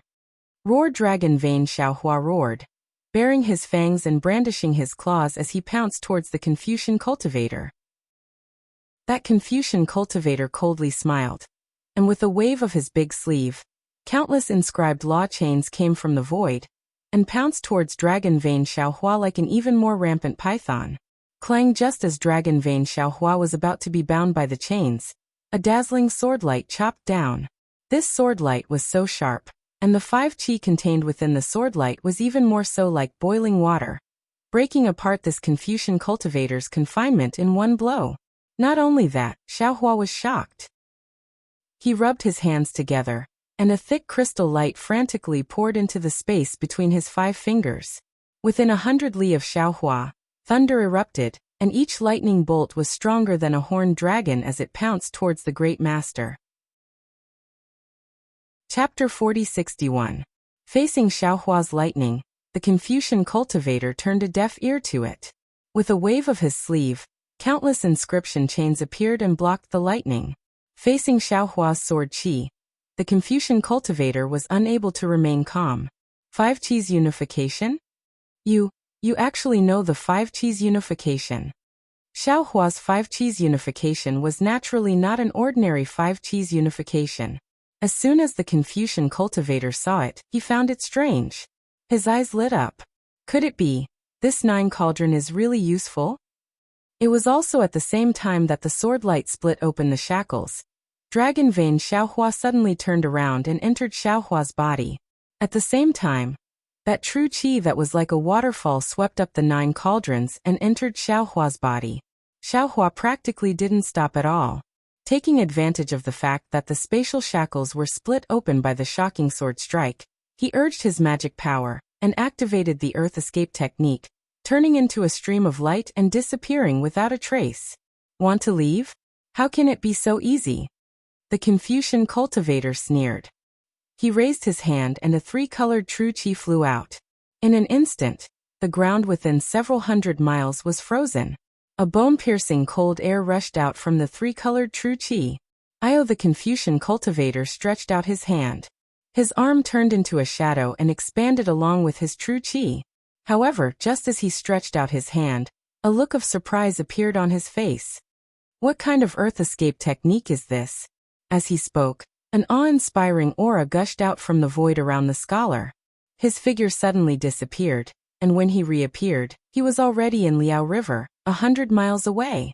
Unfortunately, just a moment before the scholarly cultivator's figure appeared, Xiaohua's figure also created a ray of light in the Liao River and rushed out of the Liao River. This Xiaohua is really remarkable. The Confucian cultivator's face was a little surprised, but he still looked like he had a card up his sleeve. He thought to himself, looking at his strength, I'm afraid he has already reached the upper 6th grade. It's only been a few decades, but his cultivation has advanced so much? Could it be that he was already at the 6th grade when he participated in the Jade Pavilion meeting? Grand Mist Ancestor. Oh Grand Mist Ancestor, you've really set up a grand scheme. Xiaohua rushed out of Liao River in a panic. He simply didn't have time to identify the direction. True essence surged all over his body, and lightning appeared under his feet. Immediately, huge waves were set off on Liao River, and Xiaohua's figure turned into a thunderbolt as he rushed out in a certain direction. In just a few breaths of time, a blurry and indistinct human figure similarly flew out from Liao River, and like a strand of multicolored light, it followed behind Xiaohua. At the same time, in the direction of the Longevity Town, in the Jiangqiao Temple, dozens of Buddhist consciousnesses were like a gust of wind that swept across the sky and chased after them. Similarly, outside the Jiangqiao Temple, there were also several Buddhist consciousnesses that streaked across the sky and chased after them. Those celestial and Buddhist experts who had not left Longevity Town were puzzled. The sutra seeking of nirvana had already begun. Why were there still people stirring up trouble here? Xiaohua's figure flew in midair. Lightning flashed out from his dantian from time to time. Along with this lightning, Xiaohua's lightning escape speed continuously increased, and the Confucian cultivator chasing after him started to slow down after using teleportation a few times. But this Confucian cultivator's Buddhist consciousnesses were truly formidable. No matter how Xiaohua escaped, he would always feel a pair of eyes closely staring at him from behind. Seeing the surrounding scenery begin to distort, Xiaohua knew that his lightning element 3 realms had already reached its limit. Then he heard the sound of thunder from the lightning element 3 realms, which was like true heavenly thunder resounding through the sky. This sound of thunder frightened some cultivators that occasionally passed by, causing them to hastily dodge. Seeing this, Xiaohua suddenly felt a trace of unease in his heart. See, not good. This Xiao was careless. That Confucian cultivator is a 7th level essence energy great master. Since he laid an ambush near the Yu province cauldron, how could this Xiao escape so easily?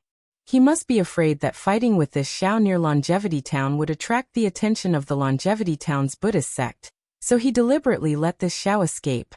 And even if this Xiao escaped from Liao River, I should have taken advantage of the current, and directly flew to the Jiangqiao Temple. Even if I can't get the protection of the Jiangqiao Temple's Buddhist sect's senior monks, I can only make that Confucian cultivator hesitate to attack me. Xiaohua understood at this time, but it was too late. That Confucian cultivator's strength was much higher than his. He had already sealed the area behind him, so how could he be allowed to turn around again? Xiaohua's current plan was to run as far as he could, and see if he could shake off the Confucian cultivator in the end. When Xiaohua's lightning escape reached the 3rd day, seeing that the distorted space had already reached the point of tearing, suddenly Xiaohua's body began to give birth to a powerful tearing force.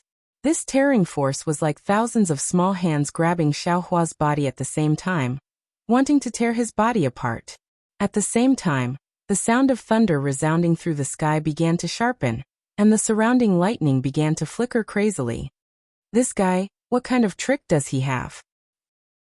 The Confucian cultivator chasing behind Xiaohua was a bit embarrassed. At first, he wanted to chase Xiaohua to a place where no one else would go because he was afraid of the Jiangqiao Temple's Buddhist sect. But in the end, Xiaohua's true essence was abundant.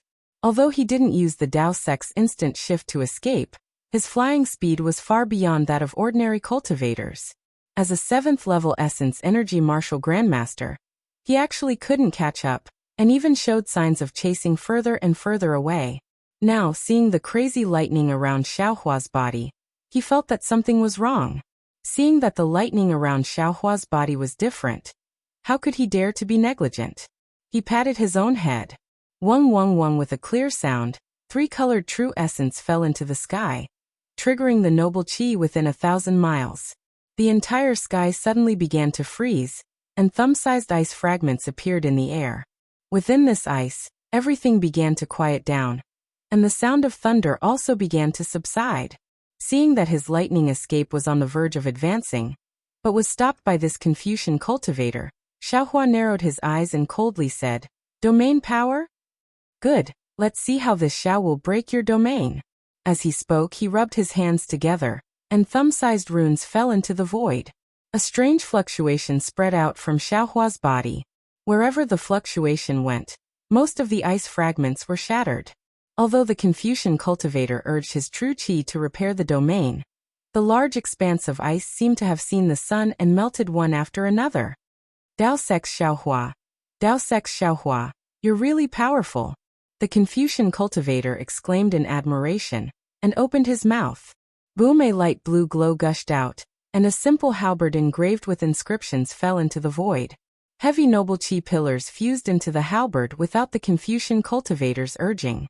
The corner of Xiaohua's mouth slightly twitched, and he hurriedly urged his body to dodge to the side. But at this time, the domain that was previously shattered by the lightning suddenly became much harder, and with a ka-ka-ka sound, it blocked Xiaohua's body. Xiaohua didn't have time to urge the lightning, and a fierce wind was born from the void, piercing toward Xiaohua's heart.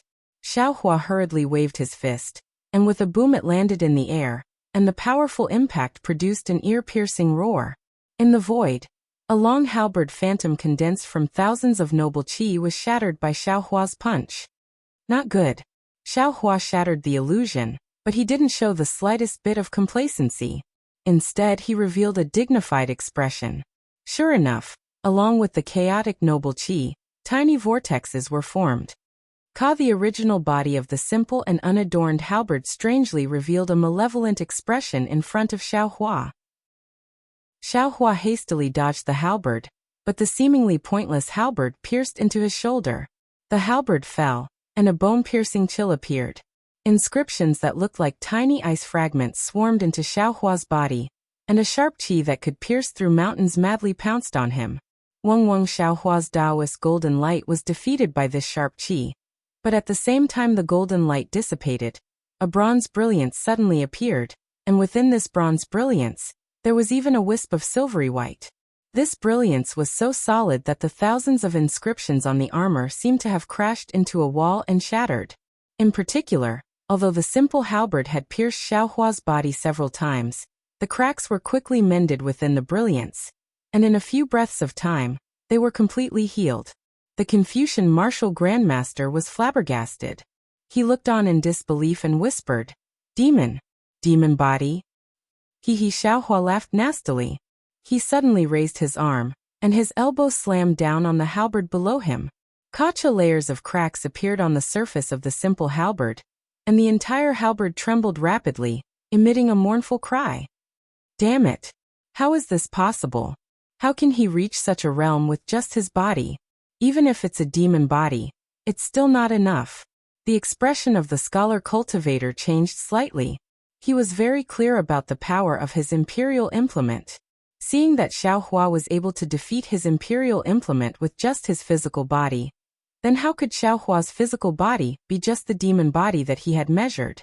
It was even more powerful than the magic treasures of Taoist cultivators, right? The Confucian martial grandmaster recovered from his shock, and hurriedly withdrew the halberd. His body once again emitted a faint buzzing sound, and the domain around Xiaohua condensed again. No, this won't do. Xiaohua frowned as he pondered. He urged the lightning to protect the area around him. Within a dozen li lightning flashed in this area, and all the ice that invaded the area was destroyed by the lightning. Although this Confucian martial grandmaster's domain is low level, it's still not something that I can resist. I might be able to protect myself from being controlled by him, but in the end, I can't escape. In the end, I'll still be trapped to death by him. While Xiaohua was pondering, the Confucian martial grandmaster moved again. His body suddenly expanded, and a pillar of vast qi gushed out from the nearby space like a volcanic eruption. Moreover, the three-colored true energy that he urged before also formed three different colored subbodies around Xiaohua. Each subbody showed a fierce power, and firmly covered the sky within 1,000 li. Seeing the power of ice in the entire space rise again, the Confucian martial grandmaster slightly narrowed his eyes. He gently waved his left hand, and a light blue cold light disappeared into the air along with his true energy. At the same time, the three subbodies roared in unison. A pillar of vast qi once again condensed in the void and fell into the subbodies. For a moment, the vast power raged. Chapter 4062. Man has law, and heaven and earth are just one of the subbodies chanted loudly. These words fell in the air and shattered one after another. Waves of awe-inspiring energy rushed into these broken words and turned into inscriptions. The inscriptions were recast one after another in this domain. In just a few breaths, a thick chain of inscriptions gradually formed. As soon as this chain of inscriptions appeared, the solemn and awe-inspiring laws appeared, completely sealing off the area within 1,000 miles. Even Xiaohua's heart was straightened. Man has the law, and evil spirits must be repelled immediately after. The second body chanted again. These words formed another thick chain of inscriptions in the air, echoing with the one in front of him, forcing Xiaohua to the point where it was difficult to even breathe. Man has law, and the people obey. The third subbody spoke. This time, the awe-inspiring energy was even more than before. The lightning near Xiaohua was forced to shrink by half. Finally, the Confucian cultivator spoke. Man has law, and all things fall with the appearance of the last engraved law chain. The entire sky of 1,000 miles was completely enveloped. The 4 chains pounced toward Xiaohua from all directions. The engraved law chain was like the soul of the entire domain, causing Xiaohua to be unable to break free. Even the lightning was suppressed to within 10 feet of Xiaohua. You are the inspector of the Immortal Palace? Xiaohua's face was pale. He stared at the somewhat familiar chains and said word by word. What law and rules did I break that actually forced the great grandmaster of the Immortal Palace to take action? The Confucian cultivator saw that the area within 1,000 miles was like an iron wall. The void was filled with awe-inspiring energy, and he couldn't help but sneer. You are the leader of the thieves, leading the remnants of the Taoist sect to rebel. You even destroyed the destiny of the 9 regions and stole my hidden immortal 9 cauldrons. For such a great crime, I, a Confucian cultivator, can kill you. Haha, Xiaohua laughed. His eyes were full of ridicule as he looked at the falling chains and said, Who is the thief who stole the country? Who is the thief who stole the cauldrons?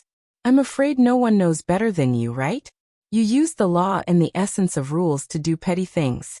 With such an illegitimate reputation, how can you trap me? A trace of disdain flashed in the eyes of the Confucian cultivator. He urged the true energy in his body and scolded. I want to be the law. I want to be the rules. You are an uninitiated Taoist sect. How can you understand the meaning of my Confucian cultivator? Die. The 4 chains of inscription were like horned dragons. They had already trapped Xiaohua in an area of several tens of zhang around him, entangling each other as they fell down. Xiaohua raised his head and laughed. Such a self-righteous world. How can it be the world? How could such an unscrupulous sun and moon be the sun and moon that the people wanted? Since that's the case, then let the Xiao change the world for the people. Ka. With a wave of Xiaohua's left hand, a golden light mixed with a faint awe-inspiring aura flew out. That golden light soared into the sky and turned into a golden dragon. The golden dragon, like Xiaohua's unwavering determination, split the impregnable law into 2 halves. Then the golden dragon roared and pounced on the 4 chains. Those tens of thousands of inscriptions were almost simultaneously covered by the golden light. In this golden light, they first frantically counterattacked, then the golden light pierced the inscriptions. These inscriptions were like tadpoles, and almost at the same time, all the inscriptions were split from the middle and split into 2 halves. Looking at the chain that was pretending to be a sheep's head but selling dog meat, it was actually split neatly into 2 by the ice-breaking intent. Spiritual object? When the Confucian cultivator saw the power of the soaring dragon scissors, he couldn't help but groan. At the same time, greed appeared in his eyes, and he urged the true qi in his body again. However, before he could make a move, he saw Xiaohua raise his right hand. A sword gourd flashed, and a green and red jade appeared in the air. Quick, Xiaohua urged his true qi, and a spell appeared in his hand. On the sword gourd, a white light with a nose and eyes appeared. Not good. Seeing that his mind was blurred, the Confucian cultivator was shocked. Then 2 almost colorless spirit execution yuan light soared into the sky from the sword gourd and fell on the Confucian cultivator's head faster than lightning. The Confucian cultivator's figure immediately became sluggish, and the chilling aura within 1,000 miles also disappeared like a receding tide. Xiaohua sneered. But the spirit execution yuan light slightly intertwined, and a thin, invisible blood mark appeared on the Confucian cultivator's neck. Puff! The Confucian cultivator's head fell, and true qi rushed out of his neck. Huh? Xiaohua looked at a lot of blood rushing out, and he couldn't help but stare blankly. At this moment, boom! Xiaohua's back suddenly emitted the sound of a mountain flood exploding, and a thin stream of water fell on Xiaohua's body at lightning speed. Damn! Although the stream of water was small, fear appeared on Xiaohua's face, and he hurriedly dodged. Boom! He only dodged a few inches, and the stream of water rushed into his body. Xiaohua's demon body, which had been tempered for a long time, emitted a pa-pa-pa-pa sound in the stream of water, and a bloody hole several feet in size appeared under Xiaohua's right armpit. This bloody hole not only penetrated the right side of Xiaohua's body, but it also exploded into pieces, too horrible to look at. Immortal Palace's imperial equipment. The stream of water finally condensed into a diamond-shaped imperial equipment, and there was a glaring imperial character on the imperial equipment. Xiaohua couldn't help but exclaim in horror. Haha! The Confucian cultivator's complacent smile came out from his other body, and he looked at Xiaohua's pale face and said, "What's the use of a strong demon body? It's not like my Immortal Palace's imperial equipment hasn't killed demons." Ouch! This is the Imperial Star Stab. Just as the Confucian cultivator opened his mouth, an awe-inspiring aura also came out from his body, and it pounced on him with the force of 10,000 caddies. It was the depressing divine stab that Xiaohua released earlier. This depressing divine stab was the Immortal Palace's Imperial Star Stab, and it was extremely hidden in the Confucian cultivator's awe-inspiring aura. The Confucian cultivator's primordial spirit was already proud after teleporting to his body, and now he was caught off guard. Moreover, that body was condensed from the 5 Qi's unifications of true Qi, and it was hit by the Imperial Star Stab, and it collapsed extremely quickly. Damn it! The Confucian cultivator's voice came out from another body. However, just as this voice came out, the lightning around Xiaohua's body flourished. Rumble! In the sound of thunder, Xiaohua's body once again turned into lightning. The Confucian cultivator's body was defeated, and the head of his main body was also chopped off. The sealed domain on all sides had already collapsed by half, and under Xiaohua's lightning attack, it collapsed even more. However, this wasn't the end of it. What made the Confucian martial grandmaster's mind crumble was that a beam of light several zhang wide suddenly appeared in front of Xiaohua. The domain that was already falling apart suddenly opened up a passage. The Confucian martial grandmaster simply couldn't see where the beam of light came from. Xiaohua had already turned into a bolt of lightning and streaked across the sky, instantly escaping from this domain. Damn it, this guy really has a lot of tricks up his sleeve. Especially that instant feat technique. It's simply a 7th grade elemental energy. No, it's simply an 8th grade elemental energy. Upper rank. The Confucian cultivator cursed inwardly. That body hurriedly swayed and fell back into his main body, and the head that fell off also grew out again. His entire body rapidly shrank, and at the same time, his figure also turned into a multicolored light and chased after Xiaohua. However, at this time, the Confucian cultivator's flying speed was already a bit weaker than before. Looking at Xiaohua again, he was even more confident than before, and showed signs of increasing his speed again. Damn it! After chasing for a few more days, although the Confucian cultivator didn't catch up to Xiaohua, he didn't lose him either. When he saw Xiaohua's speed increase again, he secretly shouted in his heart, and at the same time he took out an imperial tool from his bosom. This imperial tool was a triangular square box, and the box's exterior was roaming with multicolored clouds. The Confucian cultivator hurriedly said a few words to this box, and then turned the square box.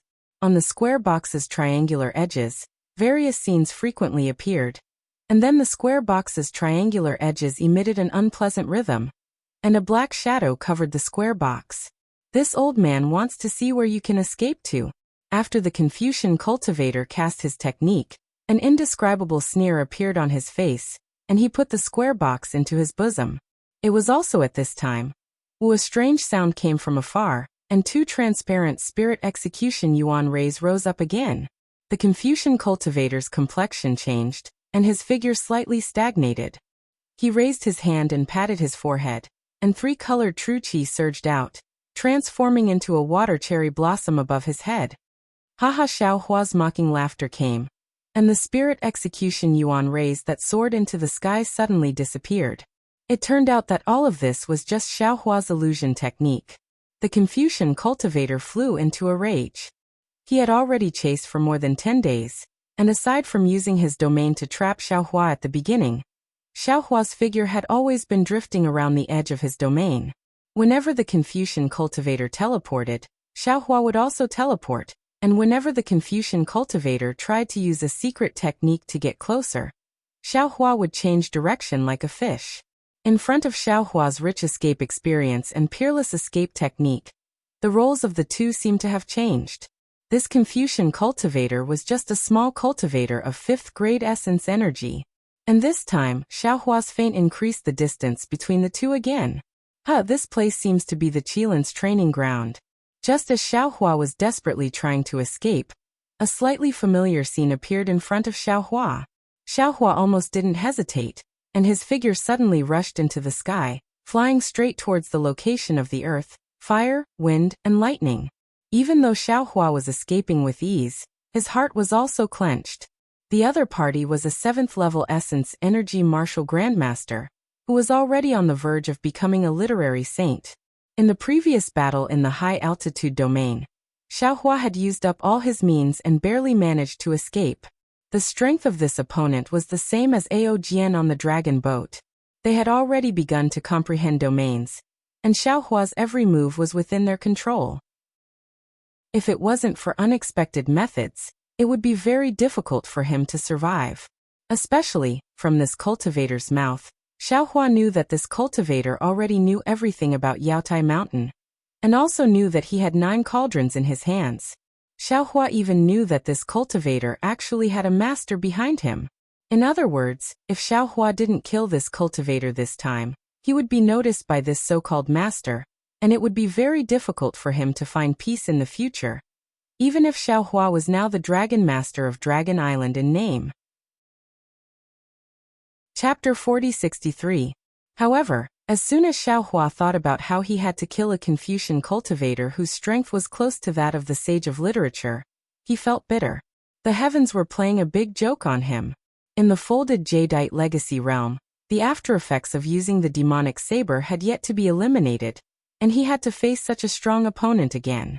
Xiao Hua really didn't know whether the heavens wanted to kill him, or the Confucian cultivator following closely behind him. Seeing the astral winds and layers of earth, fire, wind, and lightning appearing in front of him, Xiao Hua smiled bitterly again. Although the previous scene looked familiar, he couldn't be sure. However, seeing the earth, fire, wind, and lightning, Xiao Hua could tell that this place was definitely not the Qilin's training ground. However, seeing the earth fire surging and the wind and lightning whistling, Xiao Hua narrowed his eyes and slowly calculated. Although Xiao Hua was calculating, his figure didn't stop, and he pounced on the astral winds like lightning. In the distance, the Confucian cultivator was somewhat bewildered. How could the earth, fire, wind, and lightning be a place where ordinary cultivators could come? Even if he was a patrol envoy, he absolutely wouldn't stroll around here in his free time. Of course, not strolling wasn't unexpected or fearful. The Confucian cultivator's figure was like the wind, and he still chased after him without hesitation. Xiao Hua entered the earth, fire, wind, and lightning, and the wind and lightning blew all over his body, causing his skin to hurt. Obviously, the astral winds here were much stronger than the ones he encountered before. Xiao Hua's body flashed with a bronze brilliance. In the brilliance, the lightning on his body resisted the wind and lightning, and he rushed through a passage in the earth, fire, wind, and lightning, gradually going deeper and deeper. Looking at the Confucian cultivator behind Xiao Hua, at this moment, a treasured armor appeared around his body. The treasured armor was resplendent, and it easily blocked the astral winds outside the brilliance. There was simply no need to consume the Confucian cultivator's true qi.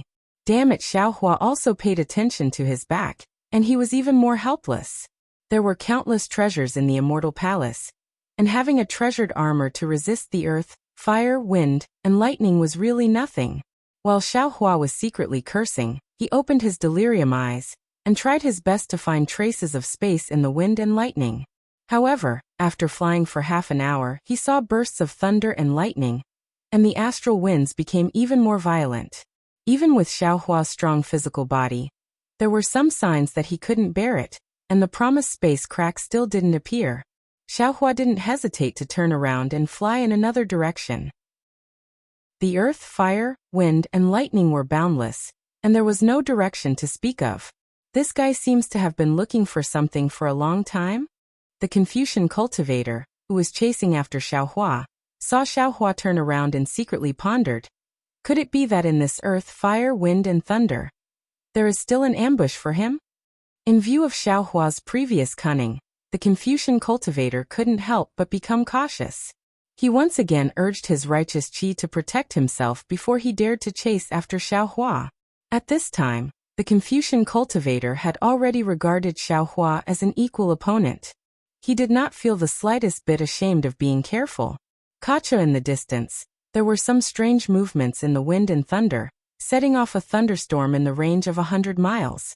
When the thunderstorm gradually calmed down, Xiaohua's figure actually disappeared within the thunderstorm. Ah, how is that possible? The Confucian cultivator was shocked. He was very clear about the power of the earth, fire, wind, and thunder. He couldn't even use teleportation, so how could Xiaohua disappear into thin air? Ambush. This was the Confucian cultivator's first thought. However, even after activating the eye-cleansing technique for a moment, he still couldn't find any clues. He had no choice but to charge into the thunderstorm. In the thunderstorm, the astral winds were even more devastating. Countless thunderbolts madly surged in one direction. When the Confucian cultivator's eye-cleansing technique fell into the astral winds, a thoughtful expression appeared in his eyes. The Confucian cultivator didn't dare to be negligent. He patted his forehead, and a strand of hair like tricolored crystal flew out from between his eyebrows. It split into two parts in midair, and fell towards the Confucian cultivator's nose. Shua the crystal entered his body, and his eyes, which were originally overflowing with clear qi, suddenly shone brightly. In the center of his two pupils, light spots like water cherry blossoms appeared. These light spots turned into a net that quickly covered his entire eyes. See, there's actually a spatial crack here. The Confucian cultivator, who had activated his secret technique, saw the spatial crack in the wind and thunder at a glance. He couldn't help but suck in a breath of cold air. How did he know? Could it be that he has more divine abilities? No. Even if this old man has another helper, I'm afraid it won't be easy to deal with him. The Confucian cultivator clenched his teeth, and a ferocious expression appeared on his face. Even if this old man's reputation is ruined, this time I absolutely can't let him escape from this old man's hands. After saying that, the Confucian cultivator didn't rush into the spatial crack. Instead, he took out the triangular imperial equipment again. After activating it, the imperial equipment turned into the shape of an immortal bird and rushed into the earth, fire, wind, and thunder, disappearing in a moment.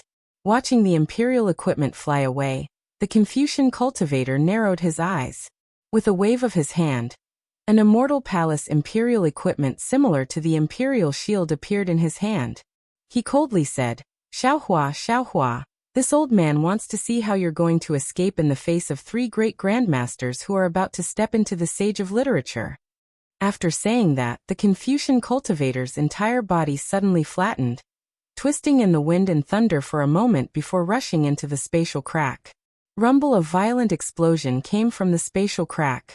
Although it was 2 different spaces, the explosion was really powerful, causing the wind and thunder near the spatial crack to sway. Then the Confucian cultivator, who had previously calmly escaped into the spatial crack, once again escaped from the spatial crack. The brilliance on the treasure armor had dimmed a lot. The Confucian robe on his body was also tattered, and traces of flames were still burning on the righteous qi around his body. Boom! The huge righteous qi around the Confucian cultivator extinguished the remaining flames. His previously calm face was now somewhat distorted. Xiaohua, Xiaohua, you really deserve to die. What kind of talisman is this, to have such great power in the void? Then, the Confucian cultivator flew into the spatial crack again. The void inside the spatial crack was not particularly spacious, and the fire wave produced by the explosion of the fire talisman had just been extinguished. The Confucian cultivator's eyes flashed with brilliance, and he unhesitatingly chased after the only passage in the void. Xiao Hua, who was fiercely flying in front of him, was also helpless at this time. He also did not expect that the passage in the spatial crack would be so narrow that it would not be effective in avoiding the Confucian cultivator. The only thing he could do was to arrange more hidden attacks in the spatial crack, hoping to injure the Confucian cultivator. Rumble from time to time. The sound of explosions would come from behind him. Xiao Hua's lips curled into a smile. He naturally knew that the first fire talisman could injure the Confucian cultivator by surprise, but the later fire talismans could only play the role of blocking for a moment. Therefore, Xiao Hua urged his body to quickly shuttle through the passage. Seeing that he was getting farther and farther away from the Confucian cultivator, Xiao Hua was slightly proud in his heart. Once he left the spatial crack, Xiao Hua would either set up an ambush to kill the Confucian cultivator, or hide his body to hide. Xiao Hua was confident that his plan would succeed. But at this time, Xiao Hua's heart trembled for no reason. Not good. Xiao Hua was shocked. He finally understood what the palpitations he had encountered before were. The Confucian cultivator behind him might not be able to do anything to him, but this Confucian cultivator was not alone. The Confucian cultivator's help had already appeared. Moreover, from his trembling perception, the other Confucian cultivator should be coming from the other side of the spatial crack. Although Xiao Hua did not know how the Confucian cultivator had found his whereabouts, Xiao Hua knew that this should be the biggest crisis he had ever encountered. Xiao Hua hurriedly urged his true essence to fly forward amidst the rumbling thunder. Xiao Hua still had not thought of any countermeasures. What he needed to do was to quickly fly out of the spatial crack and not be blocked by the Confucian cultivator. In the time it took to smoke half a cigarette, Xiao Hua's eyes suddenly lit up, and a rather large space appeared in front of him. Xiao Hua was overjoyed and immediately rushed into it. However, as soon as he entered the space, he saw a three-colored haze on the other side of the space in the distance, like the rising of dawn, rapidly spreading in his direction. Damn it! How could Xiao Hua still be able to calmly identify the direction? He slightly turned his head and rushed in another direction. At the same time that Xiao Hua discovered the Confucian cultivator, the other party also discovered him. The Confucian cultivator also urged his true essence to surround Xiao Hua. Xiao Hua had already seen clearly that the Confucian cultivator had a simple face, a tall crown on his head, a thin figure, and wore the same armor as the Confucian cultivator behind him. Woo-woo! The Confucian cultivator flew for a moment. Then his body suddenly emitted a similar rumbling sound. A three-colored true essence gushed out from the surface of his body. First his figure blurred, then turned into a stream of light, and his speed suddenly increased by several times. Then, the true essence of the Confucian cultivator attacked Xiao Hua like a tide.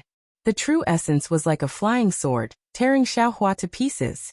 Xiao Hua saw that he could not avoid it, and patted his own head. Boom! True essence gushed out, and the Confucian cultivator Xiao Hua rushed out of the spatial crack with a sword in his hand. At the same time, the green-robed Xiao Hua controlled his nascent soul, and landed on the other side of the Confucian cultivator Xiao Hua. As for Xiao Hua himself, he held the sword gourd in his hand and coldly looked at the Confucian cultivator. Humph! The thin Confucian cultivator coldly snorted, and the thousands of true essences suddenly condensed into real swords that rushed towards Xiao Hua. It was even more powerful than the 10,000 swords returned to origin that Xiao Hua used before. Unfortunately, the current Xiao Hua was no longer an ignorant person. The green-robed Xiao Hua rubbed his hands together, and the lightning was even more rampant than the sword light. It was born in the spatial crack, and not only did it counter the sword light, it also destroyed the thin Confucian cultivator's true essence. How can the spatial crack produce such a strong lightning? The thin Confucian cultivator was slightly startled, and the true essence in his body once again gushed out, and the flying sword became even brighter in the lightning. Kung! The Confucian cultivator Xiao Hua raised his sword, and the sword light was even more dazzling than the lightning. The sword intent was even more soul-stealing than the thousands of sword intents. and it seemed as if half of the spatial crack was going to be pierced through by the Confucian cultivator Xiaohua's sword. The entire sword light fell on the thin Confucian cultivator's head. How is this possible? The thin Confucian cultivator was greatly shocked. 3 colored true essences rushed out of his head and condensed into a silver pineapple flower. This silver pineapple flower was sparkling and translucent, and its entire body was silver white. Boom, the sword light fell, and the silver pineapple flower trembled slightly, and layers upon layers of strong fluctuations rippled in the spatial crack. Watch this old man. The thin Confucian cultivator was suppressed by Xiaohua as soon as they met face to face, and he was somewhat angry from embarrassment. The silver pineapple flower suddenly bloomed in the air, and turned into a huge sword that was several zhang long, and chopped towards the Confucian cultivator Xiaohua. At the same time, the thin Confucian cultivator slightly raised his hand, and the spatial crack began to boil, and strands of sword light sealed Xiaohua's surroundings. Chapter 4064. Whoosh, white light gushed out from the sword gourd, and the skinny Confucian cultivator's gaze suddenly became sluggish. Of course, in just a few breaths, an angry roar came from the Confucian cultivator's body. You dare! Just as the Confucian cultivator's gaze regained its clarity, and before he could do anything, 2 rays of soul execution yuan light pierced through the air and landed on his head. Damn it! Seeing the soul execution yuan light so powerful, the Confucian cultivator was somewhat frightened. He raised his fist and patted his chest. Swish, the Confucian cultivator opened his mouth, and a fist-sized sword splendor spurted out, meeting the soul execution yuan light head-on. Ka, the sound of metal clashing rang out, and Xiaohua's soul execution yuan light was unexpectedly beaten back by this sword splendor.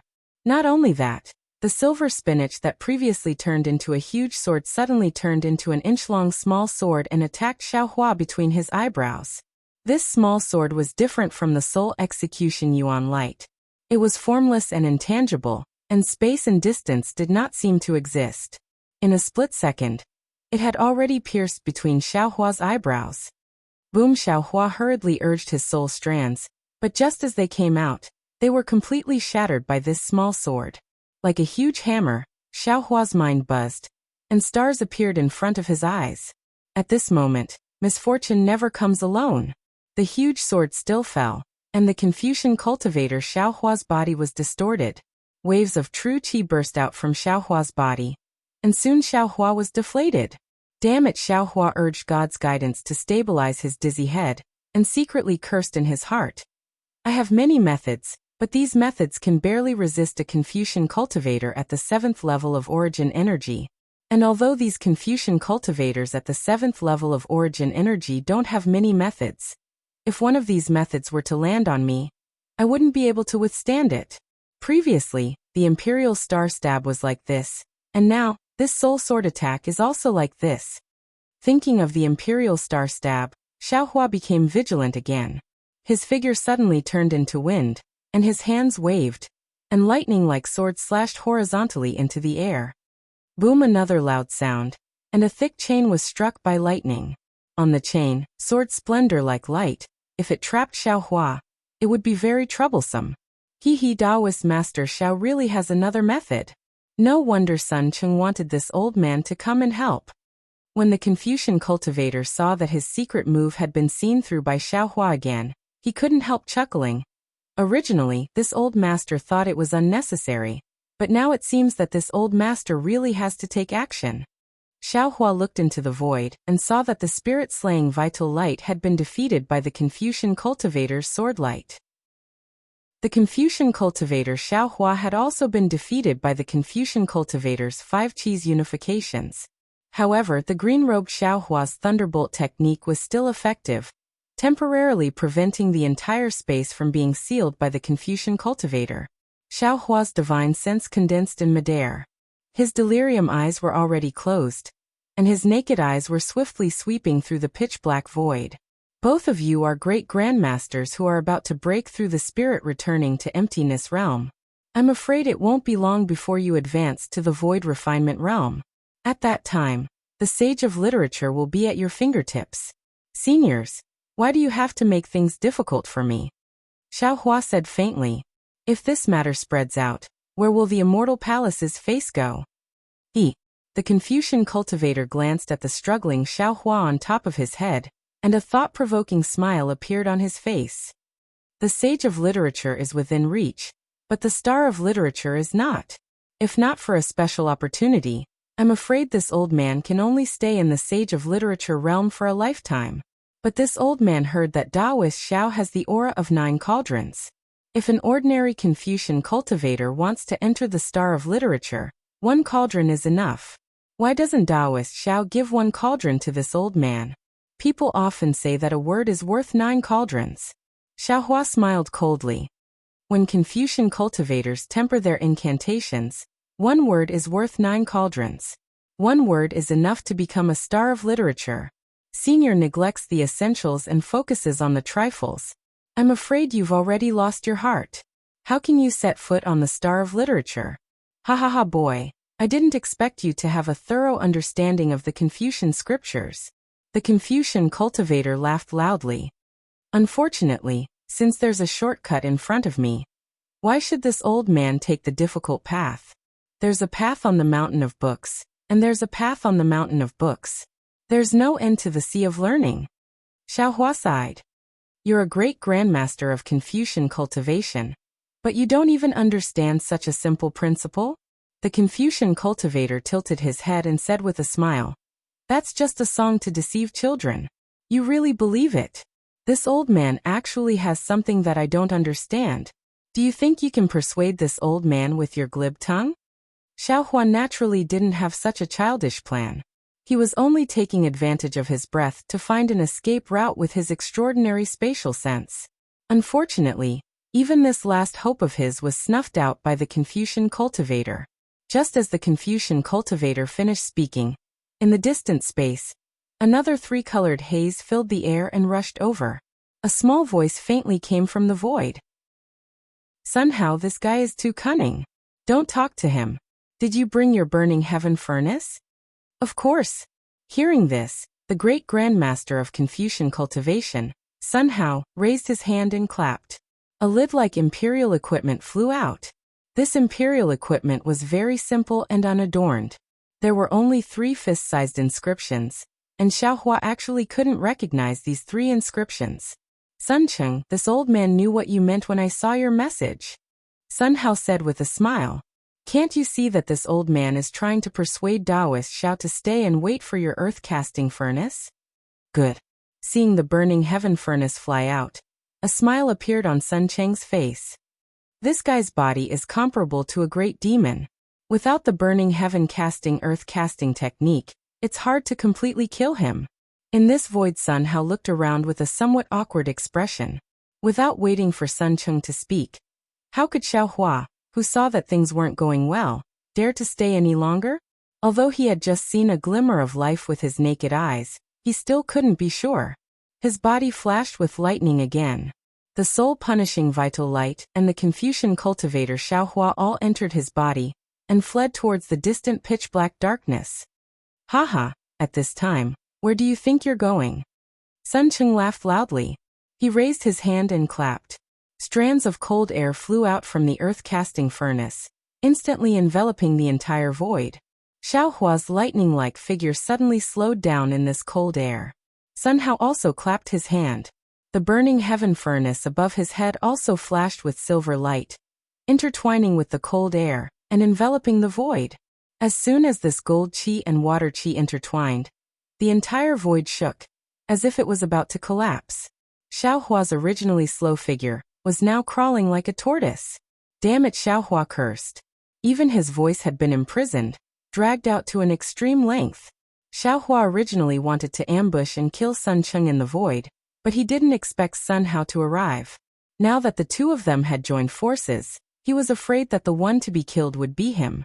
The void was filled with a silver brilliance and a light blue cold light. The 2 brilliances intertwined, not only creating a strong fluctuation that shook the void, but silver-blue flames that looked like withered flowers were born one after another. These flames that filled the void didn't have any heat. Instead, they made people feel cold. However, these bone-chilling flames also had an inconceivable might. Xiaohua's body, which had been tempered by the blood of the demon god, felt his muscles go numb the moment he touched these icy flames. Even the bronze color on the surface of his body began to melt, like a candle under the flames. Burning heaven casting earth technique. Xiaohua chanted silently. He raised his head and looked up. At this moment, the burning heaven furnace had already become several hundred zhang in size, and descended with a rumbling sound. Looking at the bottom of his feet, the earth-casting furnace had also become several hundred zhang in size, and rushed up with a loud rumble. Sun Cheng and Sun Hao saw that Xiaohua had already fallen into their trap. With a smile on their faces, they activated their subsidiary bodies. The two subsidiary bodies each spouted three-colored true qi onto the two imperial treasures. The two imperial treasures were already so powerful when they weren't combined. If they were truly combined, how could Xiaohua survive? Moreover, now that the two great experts had joined forces to seal the void, it would be difficult for Xiaohua to escape. In fact, there was no need to seal the imperial treasures. Xiaohua already had no chance of survival. Now that things have come to this, don't even think about killing the enemy. Xiaohua sighed. Let's escape from this void first. Xiaohua had been holding back, because he didn't want to expose his killing move. At this moment, he actually had no other choice. Ao Xiaohua patted his head. Dragon Vein Xiaohua let out a roar and rushed into the void. 5-clawed true dragon? Sun Hao was shocked. He looked at Sun Cheng with some disbelief. Sun Cheng's face also showed surprise. Sun Hao shouted, Sun Cheng how could he have the true dragon vein? Moreover, it's so pure? Sun Cheng's eyes showed a trace of gloominess. He said indifferently, at this moment, regardless of whether he has the true dragon vein or not, even if he is the descendant of a true dragon, can you still stop? Sun Hao, we will kill Xiaohua. This true dragon vein, you and I will split it equally. Sun Hao slightly hesitated, then firmly nodded and said, okay. Sun Qing naturally saw Xiaohua's 5-clawed true dragon vein long ago. However, he had selfish motives and didn't explain it to Sun Hao. The two masters both understood what the true dragon vein meant to Confucian masters.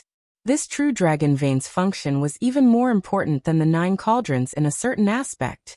However, there were always times when things went beyond one's expectations.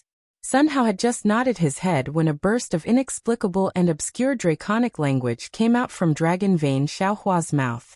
Then, along with the draconic heavenly technique, draconic patterns appeared in the entire void. The draconic patterns rushed into the tens of millions of ice flames. Although they couldn't completely obliterate the ice flames, the powerful confinement force had already been reduced by 70%. Heavenly dragon language technique? Impossible. Sun Cheng and Sun Hao both turned pale with fright. Their mouths were opened so wide that walnuts could be stuffed in. They were immortal palaces patrolling envoys. How could they not know what heavenly dragon language technique meant? This is not a bloodline true dragon vein technique. Sun Cheng saw the opportunity quickly. His face showed incomparable ecstasy again. He shouted madly, this is a real 5-clawed true dragon. A real 5-clawed true dragon, ah. That was something from legends. Even on Dragon Island, it hadn't been seen for a long time. Greed appeared in Sun Cheng and Sun Hao's eyes again. It was also at this moment, when the two masters were preparing to use all of their abilities to capture the 5-clawed true dragon. Xiaohua spat out a wisp of dual-colored spirit fire from his mouth. Moreover, the dragon vein technique Xiaohua waved its body and rushed out of the void while carrying Xiaohua. Chapter 4065. Under the gazes of the two great grandmasters, wherever the spiritual fire went, it just happened to sweep away the remaining ice flames. Following the flight of Dragon Vein Xiaohua, it instantly rushed out a winding passage. This Xiaohua is really an unkillable cockroach. The two grandmasters looked at each other helplessly. Their hearts were filled with the same bitterness. Even the burning heaven casting earth technique was unable to trap Xiaohua. The two of them really didn't know what method to use to kill Xiaohua. However, the two of them also knew that Xiaohua only had the ability to escape when facing the two of them. He absolutely did not have the power to counterattack. As long as the two of them continued to chase, There would be a day when they would kill Xiaohua. Thus, the two of them did not hesitate to put away their imperial equipment. They urged their figures to teleport to the place where Xiaohua disappeared. The two of them were right, but they never thought that as early as hundreds of years ago, Daoist Jingyu of the Morning Rain continent had the same idea. Shan Shengzi and Daoist Dui also had the same idea. Of course, this was the outcome of the three of them. It was also not what the two of them expected. Xiaohua originally did not find a suitable escape route. Now that he was being forced by the two grandmasters, he was already panicking and hungry. He could only fly in the direction he saw before. When he reached the edge of the space, Xiaohua hurriedly withdrew his dragon vein Dharma body and plunged into a small space passageway. Brother Ordinary, please wait a moment. This Xiaohua is too cunning. This old man will go first. Sun Cheng hurriedly transmitted his voice from the space passageway. Unexpectedly, Sun Hao did not give way and replied, Brother Jianzheng, don't be anxious. This old man has already arrived. While speaking, Sun Hao's figure distorted and fell into the space passageway. Brother Ordinary, Sun Cheng hurriedly shouted. Be careful of Xiaohua's ambush. Following Sun Cheng's voice. Rumble, there was a loud sound. The space passageway was shaking. In the midst of the explosion, Sun Hao dodged out of the space passageway with a dusty face. His face was green and red. Although he did not suffer any special injuries, his face had been torn off by Xiaohua and ruthlessly stepped on. AI, Brother Ordinary is too impatient. Sun Cheng said very sincerely. This Xiaohua is like a slippery loach. His strength can't be considered outstanding, but he has a lot of tricks up his sleeves and is full of schemes. This old man chased all the way and didn't gain any advantage either. All Taoist cultivators are like that. Sun Hao couldn't blame Sun Cheng. After all, Sun Cheng had already warned them and rushed to enter. He could only snort coldly and say, They're used to being killed by us Confucian cultivators. They're like rats in the field, with countless holes to hide in. Hurry up and chase after him. After 2 or 3 sentences, the space channel had already calmed down. Sun Cheng urged, Brother Ordinary, you should still stay in front. However, you must be careful of that guy's traps whenever you take a turn. Alright, I understand. Sun Hao nodded. Since I already know, how can I still be afraid of him? Then, the two grandmasters cautiously flew closer to the spatial tunnel. Xiaohua did not have the time to tidy up his emotions, nor did he have the time to repair his body. The imperial equipment of the Immortal Palace was very strange, and the demonic technique of the blood-dripping paradise was very difficult to repair. In particular, the burning heaven casting earth technique had destroyed some of the surface of his body. Now it was also very troublesome. Now Xiaohua was only focused on one thing, and that was to methodically lay down fire talismans along the way. Even when he had just entered the tunnel, he had specially used the capital star formation technique to lay down hundreds of fire talismans. Within the space, the green-robed Xiaohua was using all his strength. One after another, extremely powerful fire talismans were mixed with the newly comprehended lightning technique of Xiaohua. This spatial passage was rather strange. It was like an ordinary winding path in the mountains, twisting and turning. It was also thanks to Xiaohua's innate spatial sense that every time he was about to crash into an inexplicable barrier, he would stop. And every time such a situation occurred, Xiaohua would unhesitatingly place down a fire talisman. Thus Xiaohua flew in front of his head. Behind him, firecracker-like explosions could be heard. However, after 4 hours, Xiaohua's good luck was completely exhausted. He had reached the end of the spatial tunnel, and this end was like a dead end with no exit. Xiaohua hurriedly turned around, trying to find another way out based on his memory. However, he had only returned a few hundred feet when his figure froze. This was because after entering the tunnel, Xiaohua had not encountered any other forks. In other words, there was only one way out of this spatial tunnel. With a quick thought, Xiaohua immediately flew to the end of the spatial tunnel. He slapped his forehead with the back of his hand and opened his delusion breaker Dharma eye. A fist-sized silver beam of light shot out from the Dharma eye and landed directly on the spatial barrier. Woo-woo, in the silver light, thumb-sized vortexes appeared. When the vortexes deepened, they all gathered together.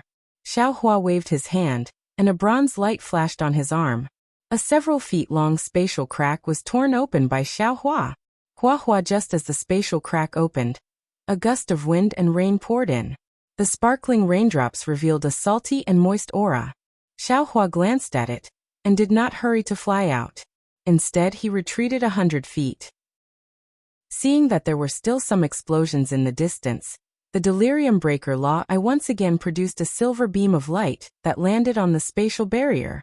Unfortunately this time, the silver beam of light had already penetrated a few feet deep. Xiao Hua's hands tore the spatial barrier apart, but he did not see any aura from outside the spatial barrier. Damn it, Xiao Hua's plan to set up a trap fell through. He was just about to fly to the side to try again, but unfortunately, a somewhat weak clear light swept over. Xiao Hua's figure flashed in fright, and he tore open the spatial crack that had already mostly closed and flew out. Where is this? Xiao Hua flew out of the void and released his divine sense. He saw that the sky was filled with red clouds. Bursts of lightning flashed in the red clouds, and the pouring rain flashed a strange light in the night sky. Xiao Hua looked around and did not know where to go. He rushed towards a certain place. Wang Xiao Hua had only just rushed out 100 zhang when his divine sense was suddenly blocked by a solid barrier. That barrier was like a heavy hammer that struck his divine sense out of nowhere. Although Xiao Hua had already tempered his divine sense to the point that it was like an iron hammer, this tremendous force of impact shook Xiao Hua's divine sense and caused it to roll back. Waves of indescribable force crashed into his Naiwan palace. Not good. Xiao Hua was like a bird startled by the twang of a bow. Although he could not see clearly whether the person in the distance was friend or foe, he did not investigate further. His figure suddenly rushed upwards, wanting to escape from this dangerous place. You are Xiao Hua?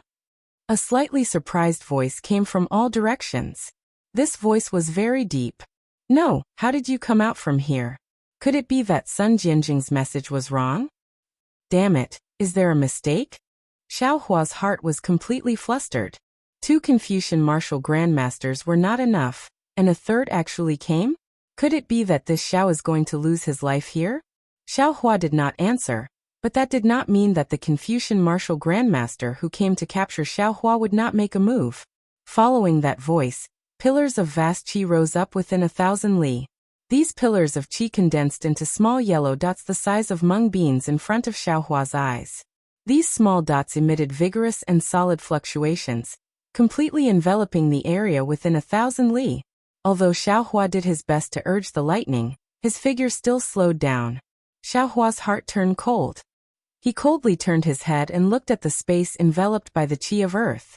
There was not a single drop of water in this space. Then his gaze crossed the space and landed on a short and fat Confucian martial grandmaster in the distance. This Confucian martial grandmaster was not only fat, but his nose and eyes were also small. There were even 2 mustaches at the corners of his mouth that resembled a rat's tail. In that case, I'll kill you first. Xiao Hua made up his mind. He suddenly turned around and flew at an angle to another place. Oh, why is this guy flying over there? Seeing Xiao Hua turn around and fly to another place, the Confucian martial grandmaster was slightly taken aback. He looked in that direction with some astonishment. However, a moment later, the Confucian martial grandmaster's doubts disappeared. After all, within his domain, no matter which direction Xiao Hua went, it was impossible to escape from his grasp. Moreover, there was nothing special about the place Xiao Hua fled to. However, for safety's sake, the Confucian martial grandmaster still urged his figure. His figure flashed and appeared not far from Xiao Hua. The Confucian martial grandmaster revealed his figure. He raised his hand and patted the top of his head. A majestic subsidiary body appeared. Moreover, the subsidiary body grabbed Xiao Hua with its big hand, just like the hand of a Taoist martial grandmaster's nascent soul. The qi of earth on the big hand surrounded Xiao Hua's body. The true qi produced a tyrannical imprisoning force, wanting to seal Xiao Hua's meridians. Roar! Xiao Hua roared. A bronze brilliance flashed around his body. He did his best to resist the Confucian martial grandmaster's imprisonment. However, because the bronze brilliance was already injured, its brilliance dimmed. Many places on the surface of his body actually began to collapse. It's only so. Seeing Xiaohua's body being easily defeated, the Confucian martial grandmaster laughed loudly and slowly withdrew his arm. Xiaohua was secretly delighted. He quietly waited for the Confucian martial grandmaster to approach. However, after a few moments, the Confucian martial grandmaster's arm stopped. The other hand was also raised. It looked like it wanted to grab the other side of Xiaohua's body, wanting to tear Xiaohua apart. Roar! Xiaohua roared again. As he roared, he patted the top of his head. The dragon bloodline Xiaohua once again rushed out of his body. The true dragon might frighten the Confucian martial grandmaster so much that his face changed wildly. Immediately after, the dragon bloodline Xiaohua used the heavenly dragon technique to destroy the nearby space seal. When the space collapsed, the Confucian martial grandmaster's subsidiary body also trembled violently. Xiaohua took the opportunity to escape from the subsidiary body's big hand. A five-clawed true dragon? This Confucian cultivator was just as shocked as Sun Hao and Sun Cheng. His jaw almost dropped to the ground. While his eyes revealed extreme greed, his figure suddenly closed in. His sun body also reached out with his big hand, wanting to capture Dragon Vein Xiaohua. Wu! Just as the Confucian martial grandmaster was about to grab the dragon bloodline Xiaohua, an inexplicable beam of light suddenly blasted towards the Confucian martial grandmaster. The Confucian martial grandmaster was frightened and hastily dodged. Although the Confucian martial grandmaster's robe was only damaged by the beam of light, the Confucian martial grandmaster was still abnormally ashamed and angry. However, what made the Confucian martial grandmaster even more puzzled was that after the beam of light, Xiaohua's figure suddenly closed in and quickly rushed over. Chapter 4066. Although the Confucian cultivator was puzzled, how could he dare to let Xiaohua approach him? He looked at Dragon Vein Xiaohua with some reluctance, and his figure suddenly faded. The Confucian cultivator was about to teleport in his own domain. At this moment, the Confucian cultivator was stunned, because Xiaohua suddenly stopped. After Dragon Vein Xiaohua returned to his body, he waved his hand and took out a jade bottle. He poured the medicinal pills in the jade bottle into his mouth. What is he doing? Although the Confucian cultivator's figure was distorted, he didn't completely disappear. He looked at Xiaohua's strange behavior and muttered to himself. What made the Confucian cultivator feel strange was that when Xiaohua took the medicinal pills, the previous pillar of light soared into the sky again. However, this time, 100 nascent souls of different colors rushed out like fireworks, breaking through the already thin domain and surrounding the short and fat Confucian cultivator. These 100 nascent souls fell in the air and immediately arranged the Du Tianxing formation according to Xiaohua's thoughts. They sat cross-legged in the air and closed their eyes, facing the Confucian cultivator. Rumble! Hundreds of heavenly lightning bolts carrying the might of heaven and earth fell from the sky at the same time as the nascent souls appeared. Not only did they imprison the nascent souls, but they also imprisoned Xiaohua and the Confucian martial grandmaster. The power of the first tribulation of the 100 scattered nascent souls was really great. The Confucian cultivator looked up and saw that the immature heaven and earth imprisonment had completely scattered his domain. There was also the lightning in the sky that was originally raging with thunder. How could he not know what Xiaohua was thinking? He made a prompt decision, and a dark red color appeared on his face. Then blood-yellow true qi gushed out from the surface of his body. The subbody that couldn't move because of the confinement force suddenly stretched out a blood-colored arm. Bang bang, bang! It successively crushed a dozen nascent souls that were facing the initial tribulation. These dozen nascent souls exploded, and the power overflowed. Not only was the power of the Du Tianxing formation greatly reduced, but the imprisonment of the heavenly tribulation also weakened a lot. The Confucian cultivator felt his subbody loosen, and then a sinister smile appeared on his face. He said, "To catch bandits, first catch the king. Xiaohua, this old man will catch you first." As it speaks, that huge subbody stretches out its arm and pinches towards Xiaohua's main body. Woo! Before the scholarly cultivator's arm could fall, Xiaohua's body suddenly emitted an extremely strange fluctuation. As soon as this fluctuation fell into the air, it immediately shattered the scholarly cultivator's domain, and even spread out rapidly into the distance.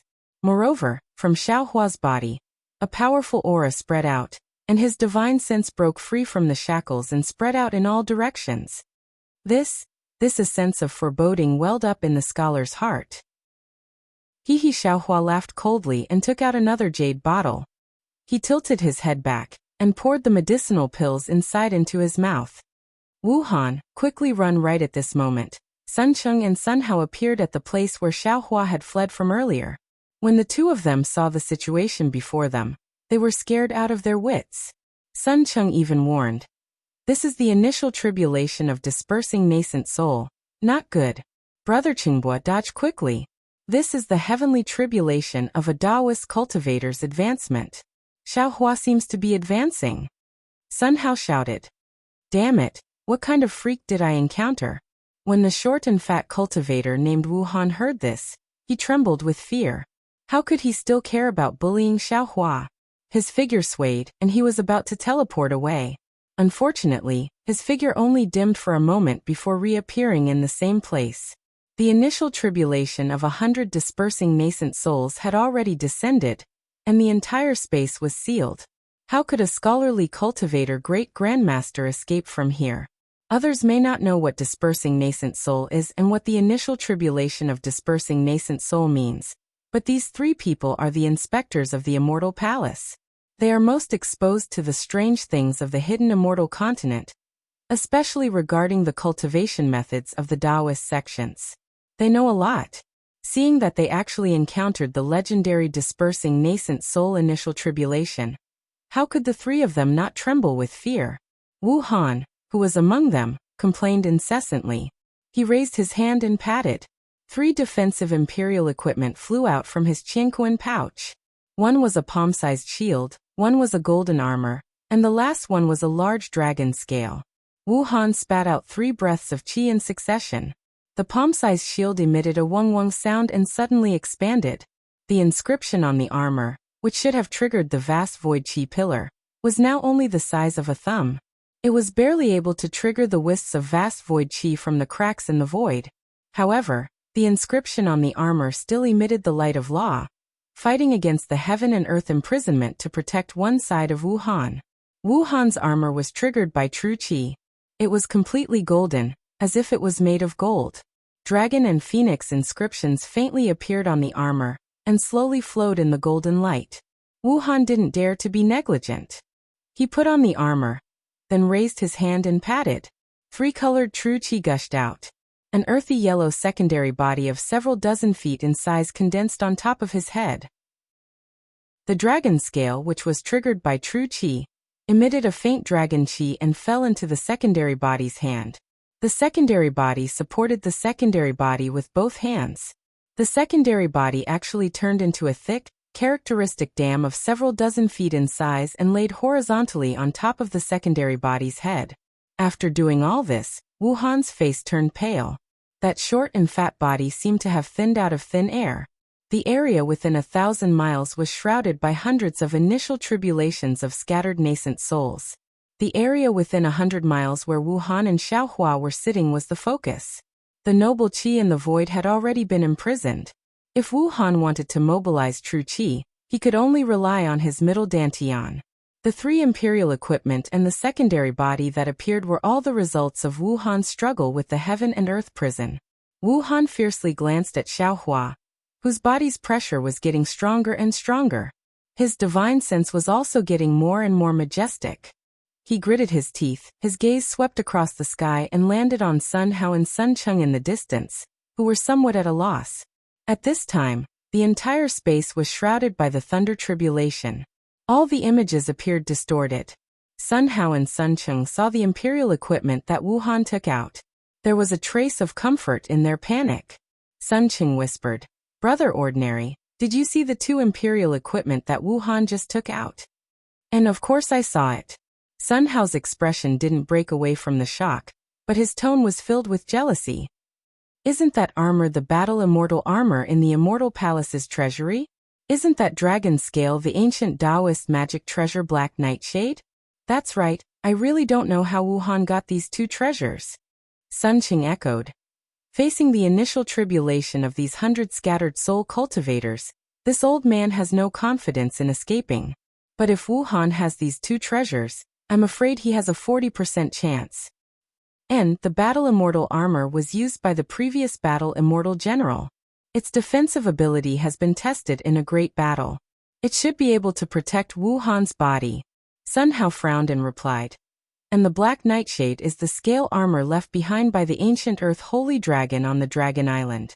It was forcibly taken away from the Dragon Island by the ancient Taoist magic sect, and refined into a defensive magic treasure. When the Taoist magic sect was destroyed, it was tempered into an imperial equipment by the Immortal Palace. Its defensive ability is even stronger than the Battle Immortal armor. However, Sun Qing was still a little worried. However, although these 2 imperial equipment are powerful, they are also seriously damaged. They are not as good as the previous one. It doesn't seem to be in good condition. Hehe, Sun Hao sneered.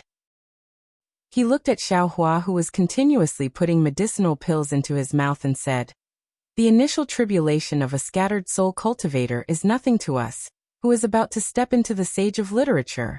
Brother Chengbo's danger is that the initial tribulation of 100 scattered soul cultivators will come at the same time. However, there is only one wave of initial tribulation of 100 scattered soul cultivators. Moreover, the center of this 100 initial tribulation is not Brother Chengbo. He is only affected by it. Although these 2 imperial equipment are not in good condition, they are enough to withstand it. Chengbo only needs to protect his true spirit from being destroyed, and withstand the effects of these 100 scattered soul cultivators' lightning tribulation. After that, wouldn't everything be completely under our control?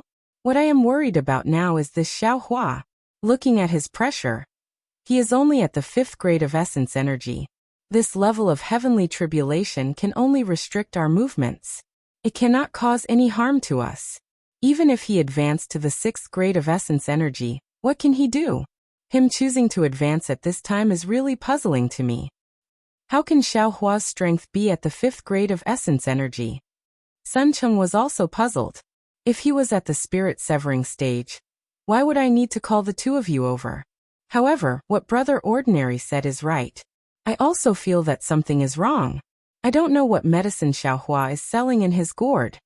The corner of Sun Hao's mouth twitched slightly and said, Who cares what medicine it is? Even if he has some method to kill Wuhan, even if he advanced to the 6th grade of essence energy, how can the current him be a match for you and me? Even if we have to chase him to the ends of the earth, we can still kill him. It's moving, the lightning tribulation is coming. Right at this moment, the sound of thunder boomed in the sky. Within 1,000 li, hundreds of lightning tribulations fell from the sky as if they were rushing to the market, cheerfully landing on the bodies of the 100 scattered soul cultivators. Naturally, Xiao Hua and Wuhan, who were in the center of the lightning, were also struck by the lightning tribulation. This was the initial tribulation of 100 scattered soul cultivators. The might of this lightning tribulation was more than twice the lightning tribulation that Xiao Hua encountered previously. However, compared to the previous lightning tribulation, there were some advantages this time. That was that Xiao Hua was also advancing. His body was also shackled by heaven and earth. When the lightning tribulation fell, it first passed through different heaven and earth shackles before hitting Xiao Hua's body. The might was reduced by a lot. However, even so, Xiao Hua's body that had just been injured by the 2 Confucian cultivators collapsed under this lightning tribulation. Looking at Wuhan, he was inferior to Xiao Hua. Boom! Amidst the sound of thunder, the Imperial equipment shield that was first summoned first appeared with many armor inscriptions, revealing Immortal Palace inscriptions. However, these Immortal Palace inscriptions were quickly destroyed by the laws of heaven and earth. Moreover, the armor inscriptions were shattered by the lightning tribulation. The lightning tribulation's might didn't stop. It roared and pounced towards the child body and the long kuei on the child body's head. Dragon patterns rushed out from the long kuei, and a coiled dragon image suddenly rose up when the lightning tribulation hit the long kuei. Roar! This dragon image was not complete. The long kuei that had just pounced out was immediately blocked by countless lightning tribulations. These lightning tribulations were not Xiao Hua's lightning tribulations. They were filled with the power of heaven and earth. The dragon image was only able to struggle a few times before it was annihilated by the lightning tribulation. The dragon scales of the main body turned into powder under the lightning tribulation.